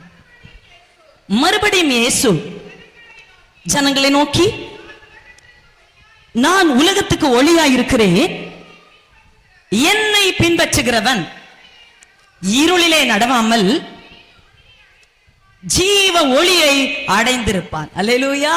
இங்க அவர் சொல்லிட்டார் பாருங்க, இவ பிழைக்க ஒரு காரணம் இயேசு. இப்ப உங்ககிட்ட இயேசு நிக்கிறார். அல்லேலூயா. அவர் உங்ககிட்ட சொல்றார், ஜனங்களை நோக்கி சொல்றார், உலகத்துக்கு நான் ஒளியா இருக்கிறேன். சபைக்கு நம்ம வந்தோம், ஆனா நம்ம எங்க திரும்புறோம்? ஒளிட்ட திரும்பணும். ஆமென். வெளிச்சம் சொல்றாரு, என் கிட்ட வருகிறவனுக்கு ஒரு காலம் இருள் இல்ல. ஆமென். உலகத்துக்கு நான் ஒளியா இருக்கிறேன், என்னை பின்பற்றுகிறவன் இருளிலே நடவாமல் ஜீவ ஒளியை அடைந்திருப்பான் என்றார். அவனுக்கு அந்த ஜீவ ஒளி, என்னுடைய ஒளி அவனுக்குள்ள இருக்கிறதுனால அவன் இருளுக்குள்ள இருக்க மாட்டான். அவனால இருளுக்குள்ள அமர்த்தினா கூட இருக்க முடியாது. இப்ப நீ என்கிட்ட வந்துட்ட, நான் ஒரு வார்த்தை உன்கிட்ட சொல்லிட்டேன், இனி பாவம் பண்ணாத, நான் சொன்ன உன்னை பார்த்து நீ போ. எனவே அவள் போயிட்டா. தேவ பிள்ளையே, இருளில் கிடந்த அவள் அன்றைக்கு அந்த வெளிச்சமாகிய இயேசுவிடத்துல வந்ததுனால முதலாவது அவளுடைய பாவத்திலிருந்து ஒரு பெரிய மீட்பு ஆண்டவர் அன்னைக்கு அவளுக்கு கொடுத்துட்டார். அல்லேலூயா. அப்ப குற்றப்படுத்துறாங்க அப்படின்னு சொல்லி நீ கவலைப்படாத. குற்றப்படுத்தப்படும் போது யோசிக்கணும். அல்லேலூயா. யோசிக்கணும். யோசிச்சா நம்ம குற்றப்படுத்த வராது. நான் முன்னாடி, இப்ப இல்ல, நேத்து அப்படியே சோஃபால அப்படியே படுத்துட்டு இருக்கிறேன். அங்க படார் படார்னு என்னமோ சவுண்ட் கேக்குது, இங்க பிள்ளைங்களோட கூச்சல், வீட்டுக்குள்ள வேற சத்தம். அப்ப தம்பி ரூபன் அந்த இடத்துல இருந்து சொல்றான், அக்கா நான் அப்படி படுத்திருக்கிறேன், ஆனா கேட்டுட்டு தான் இருக்கிறேன். முன்னாடி எல்லாம் எப்படி இருப்பாங்க, இப்போ ஒரு தூங்குற இடத்துல கத்துனா ஏதாவது தூக்கி போட்டு உடைச்சிருவாங்க, ஆனா எவ்வளவு அமைதி ஆயிட்டாங்கன்னு சொல்றான். உண்மைதான். முன்னாடி ஒரு கீபோர்டிஸ்ட் லேட்டா வந்தா பாஸ்டருக்கு தெரியும், பழைய விசுவாசிகளுக்கு தெரியும், திட்டி தீக்கிறது. ஆமே, வெட்டு 1 துண்டு 2 பிள்ளைகள் அத்தனை பேரையும் எரிச்சலோட நடத்துவது, இதெல்லாம் நான் கடந்த நாட்களை பண்ணிட்டு இருந்தேன். மக்களுக்கு விரோதமா கோபத்துல பேசுவது, பலிபீடத்தில் இருந்து பாஸ்டர் சொல்லுவார், நீ அப்படி அமைதியா இருமா, நீ பேசாத, நீ அவங்கள திட்டாத, நீ இதை மெதுவா கூப்பிட்டு பேசி இருக்கலாமே, தனியா கூப்பிட்டு பேசி. அவர் சொல்லுவார், கேட்க மாட்டேன். விசுவாசிகளை கண்ணா பின்னான் மைக்க எடுத்து வச்சு வாரி விடுவோம் பாருங்க. ஒரு சில பிரச்சனைகள், வேதனைகள் வாழ்க்கையில வரும் பொழுது அந்த இடத்துல எனக்கு ஆண்டவர் என்ன காண்பித்தது என்னன்னு சொன்னா, ஒன்னால இல்ல, உன் பலத்தினால இல்ல, நான் உன்னை நிறுத்தினதுனால தான் நீ நிக்கிற. இப்ப உன்னை யோசித்து பாரு, இந்த நிலைமையில எந்தெந்த இடத்துல நான் அன்னைக்கு பெருமையா பேசினனோ, எந்தெந்த இடத்துல மக்களை அவமரியாதையா நடத்தினனோ, எந்த இடத்துல மக்கள் மேல நான் கோபத்தை தீர்த்து கட்டுனனோ, இப்ப யோசிக்கிறேன், ஆண்டவர் மட்டும் என் பக்கத்துல இல்லைன்னா, ஆண்டவர் மட்டும் தம்முடைய கிருபையை என் மேல தரலனா, ஆண்டவர் மட்டும் அந்த ஒளியை என் மேல அனுப்பலன்னா, இன்னைக்கு என் நிலைமை பரிதாபமா போயிருக்குமே. இந்த எதிர்ப்புகள் நடுவுல, இந்த போராட்டங்கள் நடுவுல, இந்த யுத்தத்தின் நடுவுல நான் அழிஞ்சு போயிருப்பேனே. என்ன அந்த கிருபை தாங்கினதே. இப்ப எனக்கு எந்த விசுவாச மக்கள் மேல கோபமே வர மாட்டேங்குது, அவங்கள திட்டுறதுக்கு தோண மாட்டேங்குது. ஏன்னா இப்படி நான் இருந்தேன், என்ன ஆண்டவர் மாத்தினா, என் பிள்ளைகளையும் கர்த்தர் ஏற்ற காலத்துல கிருபையினால மன்னிப்பார், மாற்றுவார். தேவ பிள்ளையை, நியாய பிரமாணத்தின்படி நடக்கிறவன், நியாய பிரமாணத்தினாலபடி கண்டிக்கிறவர்கள் ஒரு மனிதனுடைய இருதயத்தை மாற்ற முடியாது. மனசுதான் முக்கியம், மனம் மாறாது. நியாய பிரமாணம் ஒரு மனிதனுடைய வெளி தோற்றத்தை தான் மாற்ற முடியும். ஆனா கிருபையின் பிரமாணம் ஒரு மனிதனுடைய உள்ளுக்குள்ள மாற்றத்தை கொடுக்கும், உள்ளுக்குள்ள அன்பை கொடுக்கும், உள்ளுக்குள்ள பலனை கொடுக்கும். இதுதான் சத்தியம். அல்லேலூயா. தேவ பிள்ளையே, வசனம் சொல்லுகிறது, விசுவாசிக்கிற எவனுக்கும், ரோமர் 10:4 சொல்லுது, விசுவாசிக்கிற எவனுக்கும் நீதி உண்டாகும்படியாக கிறிஸ்து நியாயப்பிரமாணத்தின் முடிவாயிருக்கிறார். கிறிஸ்து நியாயப்பிரமாணத்தின் முடிவாயிருக்கிறார். யாருக்கு அவர் முடிவு? விசுவாசிக்கிறவனுக்கு. வேதவசனம் சொல்கிறது, ராகாப் என்னும் வேசி எதனால் நீதிமான் பட்டியல்ல வந்தாள், நீதிமானாக்கப்பட்டாள்? அவளுடைய விசுவாசம், தேவன் பேரில் வைத்த விசுவாசம். ஒரு வேசிக்கு, நல்ல நோட் பாயிண்ட், வேசிக்கு ஒரு மீட்பை கொடுத்திருக்கிறது. அல்லேலூயா. இந்த உலகத்தில் பாவங்கள்ல பெரிய பாவம் கொலை, விபச்சாரம். அல்லேலூயா. ஆனா இந்த கொலை, இந்த விபச்சாரம், இந்த தற்கொலை, இவைகளில் இருந்தெல்லாம் ஒரு மனிதனை மீட்க வேண்டுமானால் நியாயப்பிரமாணம் மீட்டெடுக்க முடியாது. நியாயப்பிரமாணம் மோசே மூலமாய் கொடுக்கப்பட்டது, ஆனா கிருபையின் பிரமாணம் கிறிஸ்துவின் மூலமாய் கொடுக்கப்பட்டது. இந்த இயேசுவை விசுவாசிக்கிறவர்கள் எவர்களோ அவர்களுக்கு அந்த நியாயப்பிரமாணத்தினால் வரும் சாபம் அவர்களை தொடருவதில்லை. நீதியாகிய தேவனுடைய தீர்ப்பு கிடைக்கிறது. இதை நம்பி நம்ம சபைக்கு வரணும். அல்லேலூயா. இதை நம்பி நம்ம ஆண்டவரை தேடணும்.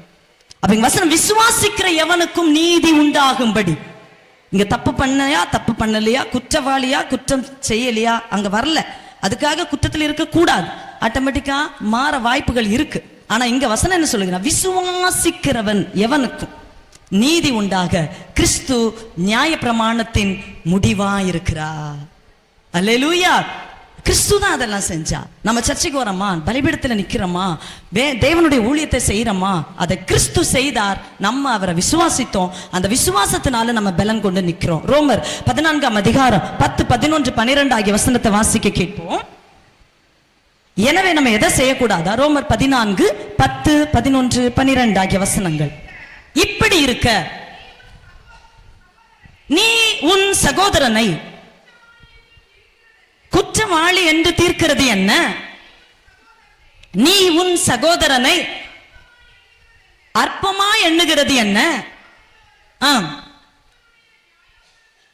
நாம் எல்லோரும் கிறிஸ்துவனுடைய நியாயாசனத்துக்கு முன்பாக நிற்போமே, அந்தபடி முழங்கால் யாவும் எனக்கு முன்பாக முடங்கும், நாவு யாவும் தேவனை அறிக்கை பண்ணும் என்று என் ஜீவனை கொண்டு உரைக்கிறேன்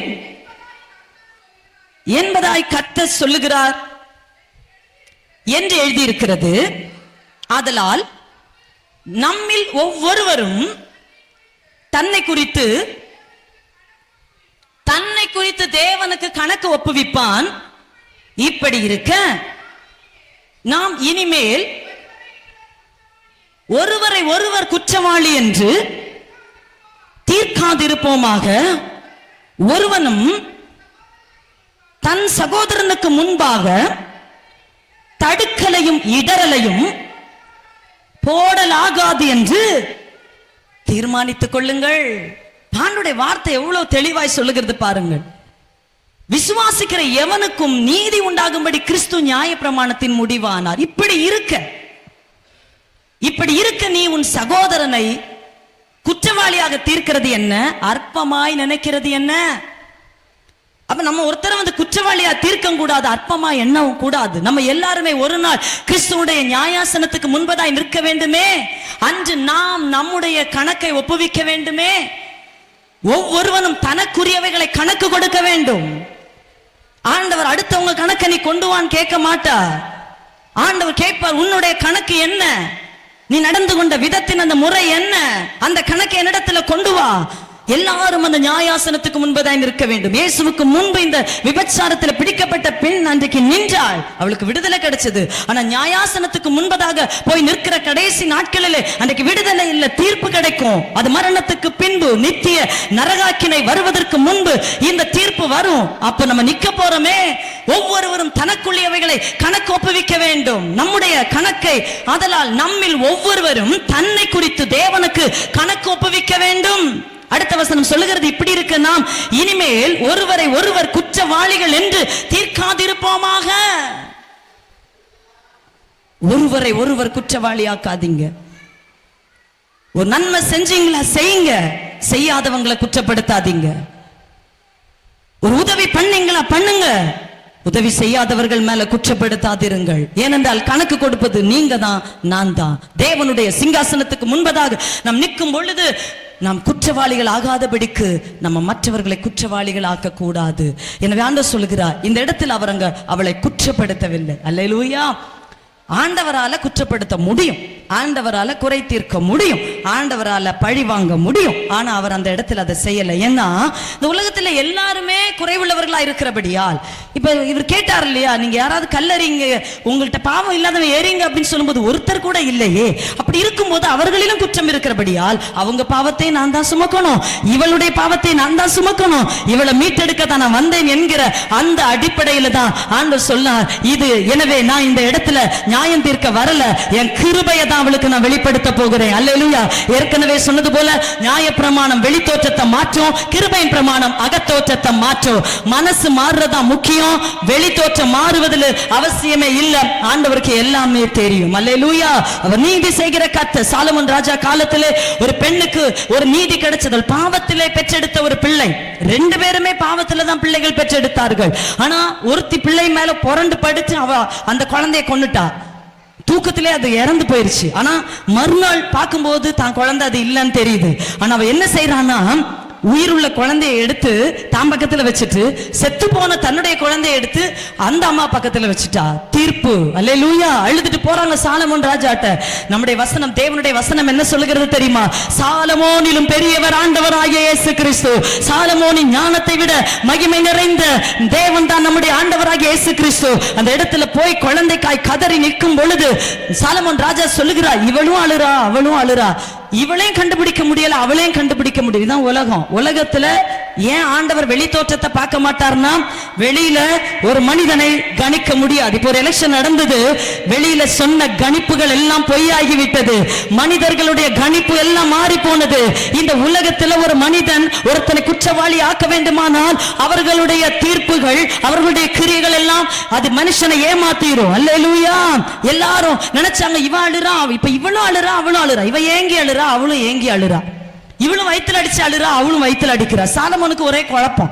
2 அம்மா தான், 2 இந்த குழந்தை உண்மையான ஒரிஜினல் குழந்தை யாருடையது? இப்ப என்ன பண்ண ராஜாவுக்கு ஒண்ணுமே தெரியல. அப்ப ராஜாவுக்கு ஆண்டவர் ஒரு ஞானத்தை கொடுத்தா. ராஜா சொன்னார், ஒரு பட்டயத்தை எடுத்துக்கொண்டு வாங்க, பிள்ளைய நடுவுல படுக்க வைங்க, இப்ப ஓங்கி அந்த பிள்ளைய வெட்டி ஒரு பீஸ உனக்கும் ஒரு பீஸ உனக்கும் தந்துடுறேன். அப்ப ஒரு அம்மா சொன்னா, தீர்ப்பு வரும்போதுதான் சுயம் வெளிப்படும்.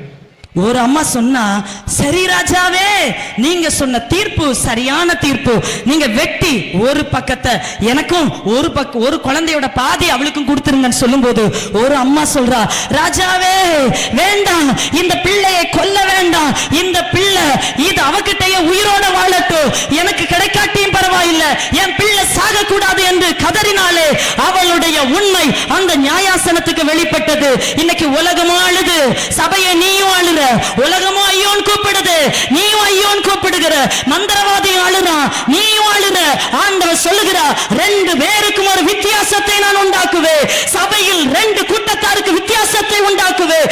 உண்மை உள்ளவர்களுக்கும் பொய்யர்களுக்கும் அடையாளத்தை காட்டுவேன். உண்மையான தீர்ப்பு. உடனே ராஜா சொன்னார், இது அழுறாளே, கடைசியில் அந்த குழந்தையை வெட்டாதீங்கன்னு சொல்லி அழுதாளே, அது கெட்டு போயிடக்கூடாதுன்னு நினைச்சாளே, அவன் தான் உண்மையானவள். சபைக்குள்ள நம்ம இருக்கிறோம், சபைக்குள்ள நம்ம ஐக்கியமா இருக்கிறோம், சபை கெட்டு போக கூடாதுன்னு நினைக்கிறீங்க பாத்தீங்களா? நீதான் உண்மையான விசுவாசி.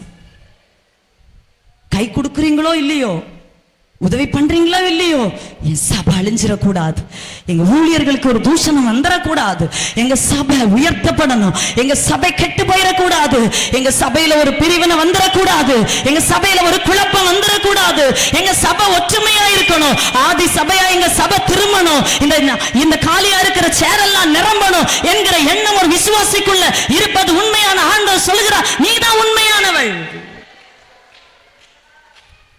தீர்ப்பு ஆண்டவரிடத்திலிருந்து வரும். அல்லேலூயா. எனக்காய் ஜீவன் விட்டவரே, என்னோடிருக்க எழுந்தவரே, எனக்காய் ஜீவன் விட்டவரே, என்னோடிருக்க எழுந்தவரே, என்னை என்றும் வழி நடத்துவாரே, என்னை சந்திக்க வந்திடுவாரே, என்னை என்றும் வழி நடத்துவாரே, என்னை சந்திக்க வந்திடுவாரே. இயேசு போதுமே போதுமே, இயேசு போதுமே போதுமே, இந்த நாளிலுமே நிலையிலுமே இந்த வாழ்வினிலே இயேசு போதுமே, இந்த நாளிலுமே நிலையிலுமே இந்த வாழ்வினிலே இயேசு போதுமே. அல்லேலூயா. அப்ப அவளுக்கு அங்கிருந்து அவ தப்பிக்க ஆண்டவராகிய இயேசுதான் காரணம். முதல்ல அவர் யாரு? ஒளி. அந்த ஒளி அவ வந்ததுனாலதான் அந்த மீட்பு. 2வது இயேசு சொல்லுகிற 2வது காரியம் என்ன? யோவான் 8ஆம் அதிகாரம் 16வது வசனத்தை வாசிக்க கேட்போம். நான் நியாயம் தீர்த்தால்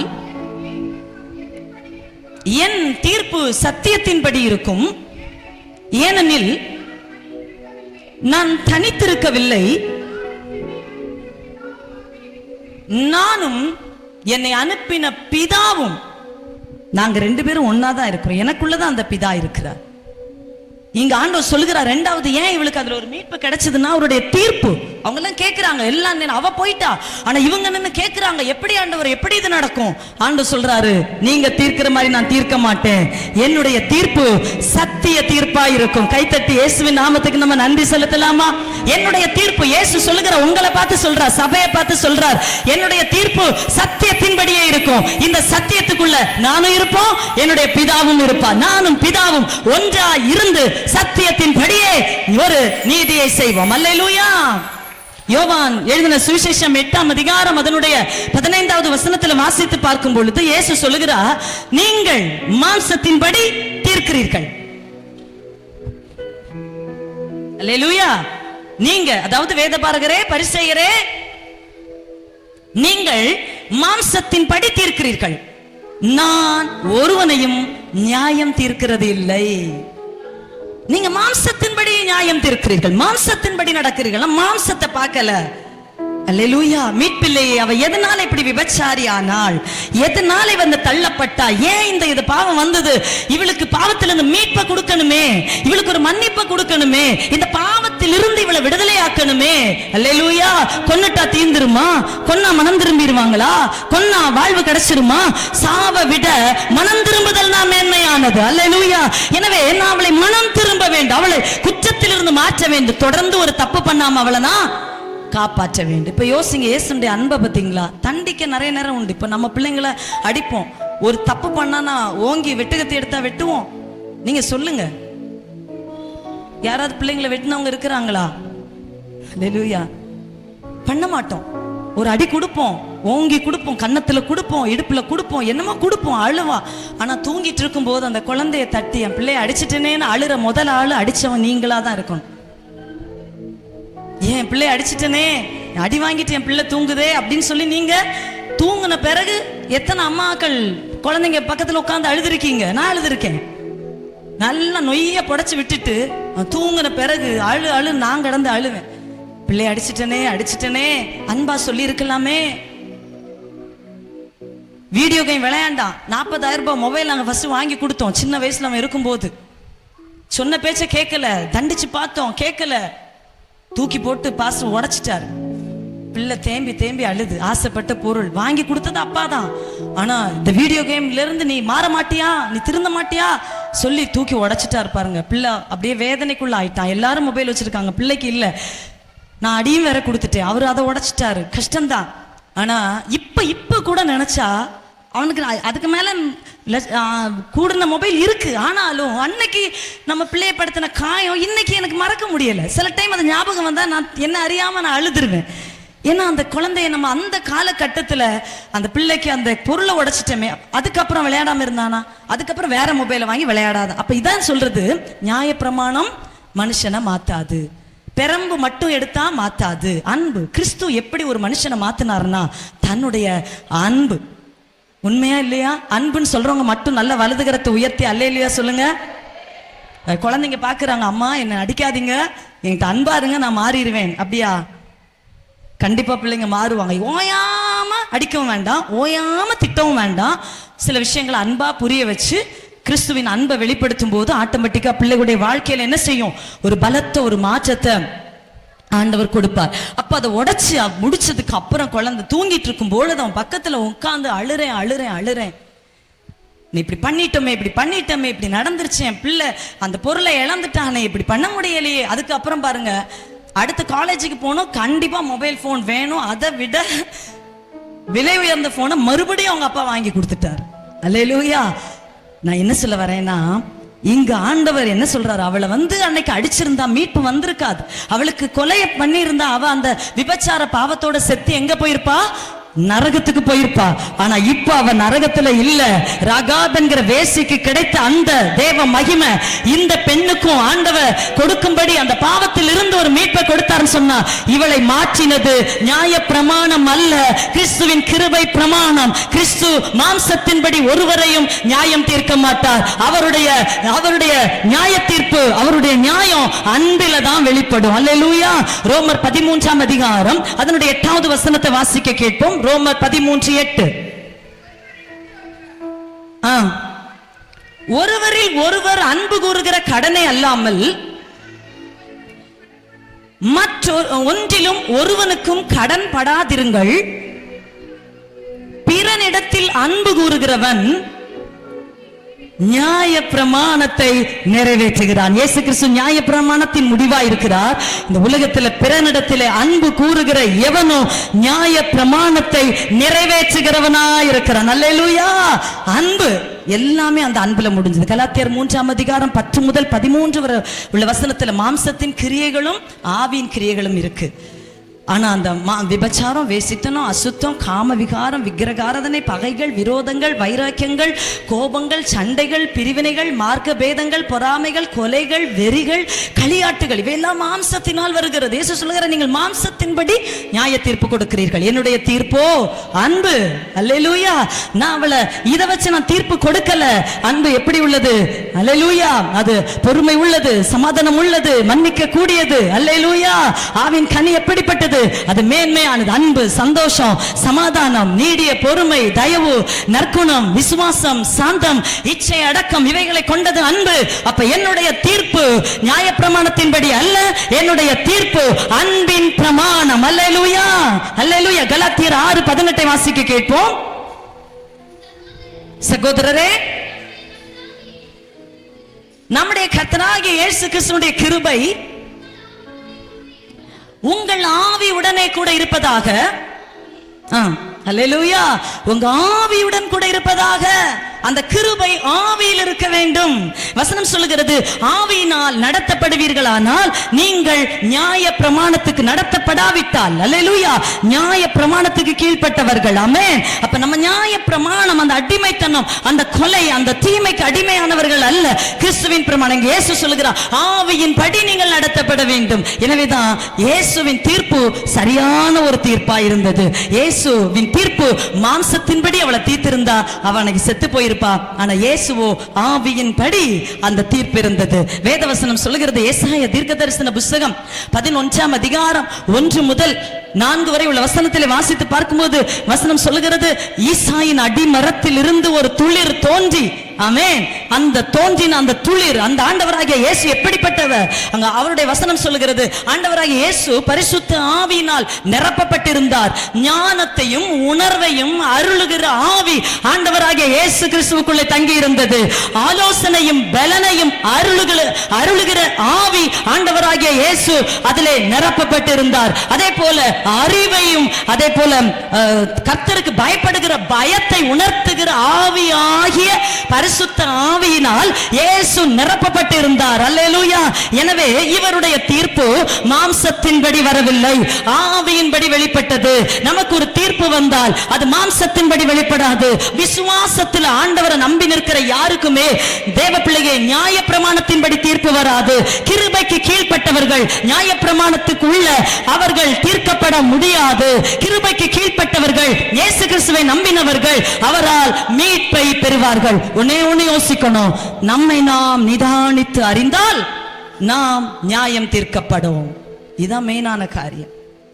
எல்லாரும் குறை உள்ளவங்க, எல்லாரும் குற்றம் உள்ளவங்க, எல்லார்ட்டையும் குறை இருக்கிறது. ஆனா குறைய பார்த்திருந்தா இயேசு நம் பட்சத்துல வந்திருக்க மாட்டார். குறை உள்ளவங்கன்னு தெரிஞ்சுதான் அவர் வந்தார். நம்மளும் குறை உள்ளவர்களை மன்னிக்க படிக்கணும், குறை உள்ளவர்களை நேசிக்கணும், குறை உள்ளவர்களுக்கு கிறிஸ்துவின் அன்பை வெளிப்படுத்தணும். ஏனென்றால் அவர் ஈசாயின் அடி மரத்திலிருந்து தோன்றின ஒரு கிளை, ஒரு வேர். அல்லேலூயா. அவர்கிட்ட இருந்த ஆவி ஞானத்தின் ஆவி, பலத்தின் ஆவி, அன்பின் ஆவி, கர்த்தருக்கு பயப்படுகிற ஆவி. அல்லேலூயா. எனவே மனுஷனை பார்க்காதீங்க, ஆண்டவரை பாருங்க. இன்னைக்கு ஆண்டவங்களை பார்த்து கேட்கிறா, உங்களை குற்றப்படுத்தினவர்கள் எங்கே? நீங்களும் சொல்ல போறீங்க, ஒருத்தரும் இல்லை. ஆமென். ஒருத்தரும் இல்லை. இப்பவும் சரி எப்பவும் உங்களை ஒரு நாளும் கிறிஸ்துவின் பிரமாணத்துக்கு உள்ள இருக்கிற உங்களை ஒருவராலும் ஒரு பொழுதும் குற்றப்படுத்த முடியாது. விசுவாசமா ஒரு காரியத்தை அறிக்கை பண்ணுங்க. கிறிஸ்து இயேசுவின் பிரமாணமாகிய கிருபையின் பிரமாணத்துக்குள் இருக்கிற என்னை உலகத்தின் பிரமாணங்களோ மரணத்தின் பிரமாணங்களோ நியாய பிரமாணங்களோ மேற்கொள்ள முடியாது. செபிக்கும்படி நாம் எழுப்பி நிற்கலாம். வசனத்தின்படி கர்த்தர் உங்களை ஆசீர்வதிப்பார். ஒருவேளை இந்த பாவியாகிய ஸ்திரியை போல நம்மிடத்தில் உள்ள குறைகள், குற்றங்கள், அக்கிரமங்கள் ஒவ்வொன்றையும் ஆண்டவற்றை நம்ம ஒப்பு கொடுத்து, ஆண்டவரே இந்த நேரத்தில் நீங்க மன்னிச்சு உங்க ரத்தத்தால் கழுவுங்கப்பா, அவளுக்கு மட்டும் இல்லை இன்னைக்கு நமக்கு மீட்பு உண்டு மன்னிங்க அப்படின்னா ஆண்டவர் நம்மை மன்னிக்க அவர் போதுமானவரா இருக்கிறார். மன்னிப்பு கேட்ட மன்னிப்பு உண்டு. ஹல்லேலூயா. நல்ல தகப்பனே, உம்முடைய பரிசுத்தமுள்ள நாமத்திற்கு நாங்கள் நன்றி செலுத்துகிறோம் அப்பா. இந்த நேரத்தில் உம்முடைய வார்த்தையின் மூலமாய் பேசினீர். உன்னை குற்றப்படுத்தினவர்கள் எங்கே? அவள் சொன்னார், ஒருவரும் இல்லை. அதுபோல உங்க கிருபையின் பிரமாணமாகிய அன்பின் பிரமாணத்தின் மேல விசுவாசம் உள்ளவர்கள், கிறிஸ்துவுக்கு உள்ள இருக்கிற நாங்கள் ஆண்டவரே, ஒருவரும் எங்களை குற்றப்படுத்தி எங்களை கொலை செய்ய முடியாத ஆண்டவரே. எனவே நாங்கள் உண்மையை நம்புகிறோம். இந்த வசனத்தை கேட்கிற ஆண்டவரே ஒவ்வொரு பிள்ளைகளுக்கும் இயேசுவினால் மீட்பு உண்டு, தண்டனை இல்ல, மீட்பு உண்டு, ரட்சிப்பு உண்டு, பாவ மன்னிப்பு உண்டு. பாவத்தின் அடிமைத்தனம் அவர்களை சேதப்படுத்தாது, பாவம் இவர்களை விழுங்காது, பாவம் அழிக்காது. இயேசுவிடத்தில் வந்தால் மீட்பு உண்டு. இயேசுவே அந்த மீட்பு. இயேசு எனக்காக பரிகாரம் செய்திருக்கிறார். எனவே நான் அவரை நம்பினால் போதும், அவரிடத்தில் வந்தால் போதும், அவரிடத்தில் வந்தால் மீட்பு உண்டு என்கிற ஒரு நம்பிக்கையை கேட்டுக்கொண்டிருக்கிற ஒவ்வொருடைய வாழ்க்கையிலையும் ஆண்டவரே இந்த பகல் காலத்தில் தேவன் கட்டளை இடுவீராக. ஆண்டவரே அப்பா, உம்மை ஸ்தோத்திரிக்கிறோம் அப்பா. நாங்க உங்க கிருபையை நம்புகிறோம். தகுதியற்ற எங்களை உமது கிருபை தகுதி உள்ளவர்களாய் மாற்றிட்டு நிற்க பலன் இல்லாத எங்களை உங்க கிருபை எங்களை நிலைப்படுத்தி இருக்கிறது ஆண்டவரே. ஆண்டவரே மோசே மூலமாய் நியாயப்பிரமாணம் வந்தது, கிறிஸ்துவின் மூலமாக கிருபையும் சத்தியமும் வெளிப்பட்டது. ஆண்டவருடைய தீர்ப்பு சத்தியத்தின்படி இருக்கும், என்னுடைய தீர்ப்பு சத்தியத்தின்படி இருக்கும் என்று சொன்னீரேன். அந்த தீர்ப்பு ஆண்டவரே நீர் அப்படியே செய்கிறவராய் இருக்கிறீர். அதை நாங்கள் விசுவாசிக்கிறோம். நாங்கள் பாவிகளாய் இருந்தோம், எங்கள் பாவங்களிலே நாங்கள் படுகுழியிலே கிடந்தோம், நாங்கள் இருளிலே கிடந்தோம். ஆனா இப்பொழுது எங்கள் பாவங்களை இயேசு மன்னித்திருக்கிறார், எங்கள் அக்கிரமங்களை இயேசு மன்னித்திருக்கிறார், எங்கள் நோய்களை ஆண்டவர் குணமாக்கி இருக்கிறார். இன்றைக்கு நாங்கள் பாவிகள் அல்ல, இயேசுவின் நாமத்தில் நாங்கள் நீதிமான்கள் என்பதை பிரகடனப்படுத்துகிறோம். இயேசுவின் நாமத்தில் இந்த சபை ஒரு நீதிமான்களின் சபை என்று நாங்கள் அறிக்கையிடுகிறோம். இந்த வசனத்தை கேட்ட ஒவ்வொரு பிள்ளைகளையும் உன்னத பலத்தால் நிரப்பு, உன்னத பலத்தால் நிரப்பு, உன்னத பலத்தால் நிரப்பு. ஒவ்வொரு பிள்ளைகளையும் தாங்கி வழி நடத்துங்க அப்பா. ஆண்டவரே யார் யார் நான் இதை செஞ்சதுனால இப்படி நல்லா இருக்கிறேன், நான் தான் நினைக்கிறாங்களோ அந்த நியாய பிரமாணத்திலிருந்து வெளிவந்து என்னாலே அல்ல, அந்த கிருபையின் பிரமாணம் நான் நிக்கல, என்னை இயேசு நிறுத்தி இருக்கிறார், என் குடும்பம் நிக்க காரணம் நான் அல்ல, என் தேவனுடைய கிருபை என்று எல்லாரும் உங்க கிருபையும் உங்களுடைய சத்திய தீர்ப்பையும் குறித்து மேன்மை பாராட்ட எங்க சபையை நீங்க ஆயத்தப்படுத்துங்க. இந்த சத்தத்தை கேட்ட பிள்ளைகளை ஆயத்தப்படுத்துங்க ஆண்டவரே. இந்த வார்த்தைகள் பிள்ளைகளுடைய உள்ளங்களில் கிரியை செய்யட்டும் ஆண்டவரே. கோபங்களும் வைராக்கியங்களும் சண்டைகளும் எரிச்சலும் மாற்ற முடியாதத அன்பும் கிருபையும் மாற்றும் என்கிறதை நாங்கள் அறிந்து எங்க குடும்பத்தில் உள்ளவர்களிடத்தில் அன்பாயும் பரிவாயும் ஆண்டவரை அன்பா இரக்கமாயும் நடந்து கொள்ள கிருபை தாங்கப்பா. ஆண்டவரே மனைவிடத்தில் புருஷன், புருஷனிடத்தில் மனைவி, பெற்றோரிடத்தில் பிள்ளைகளும், பிள்ளைகளிடத்தில் பெற்றோரும் அன்பை மட்டும் வெளிப்படுத்த கிருபை தாரும் ஆண்டவரே. உங்க பிரமாணத்தை நிறைவேற்ற எங்களுக்கு கிருபை தாரும். இந்த வார்த்தையை சொல்ல பலப்படுத்தி வந்திருக்கிற சபை மக்கள் ஒவ்வொருவரையும் ஆசீர்வதியும். இந்த வார்த்தைகள் உள்ளத்துல தொனிக்கட்டும். இன்றிலிருந்து ஒரு சூழ்நிலையிலும் ஒருவரையும் ஒருபோதும் மாறி மாறி குற்றப்படுத்தாதபடிக்கு கிருபையின் பிரமாணத்துக்குள் அமைதியா இருக்க கிருபை தாரும். அப்பிரயோஜனமான ஊழியக்காரி கடமையை மட்டும் செய்தேன். உங்க நாமத்துக்கு மகிமை செலுத்துகிறேன். இயேசுவின் நாமத்தில் ஜெபிக்கிறோம் எங்கள் நல்ல பிதாவே.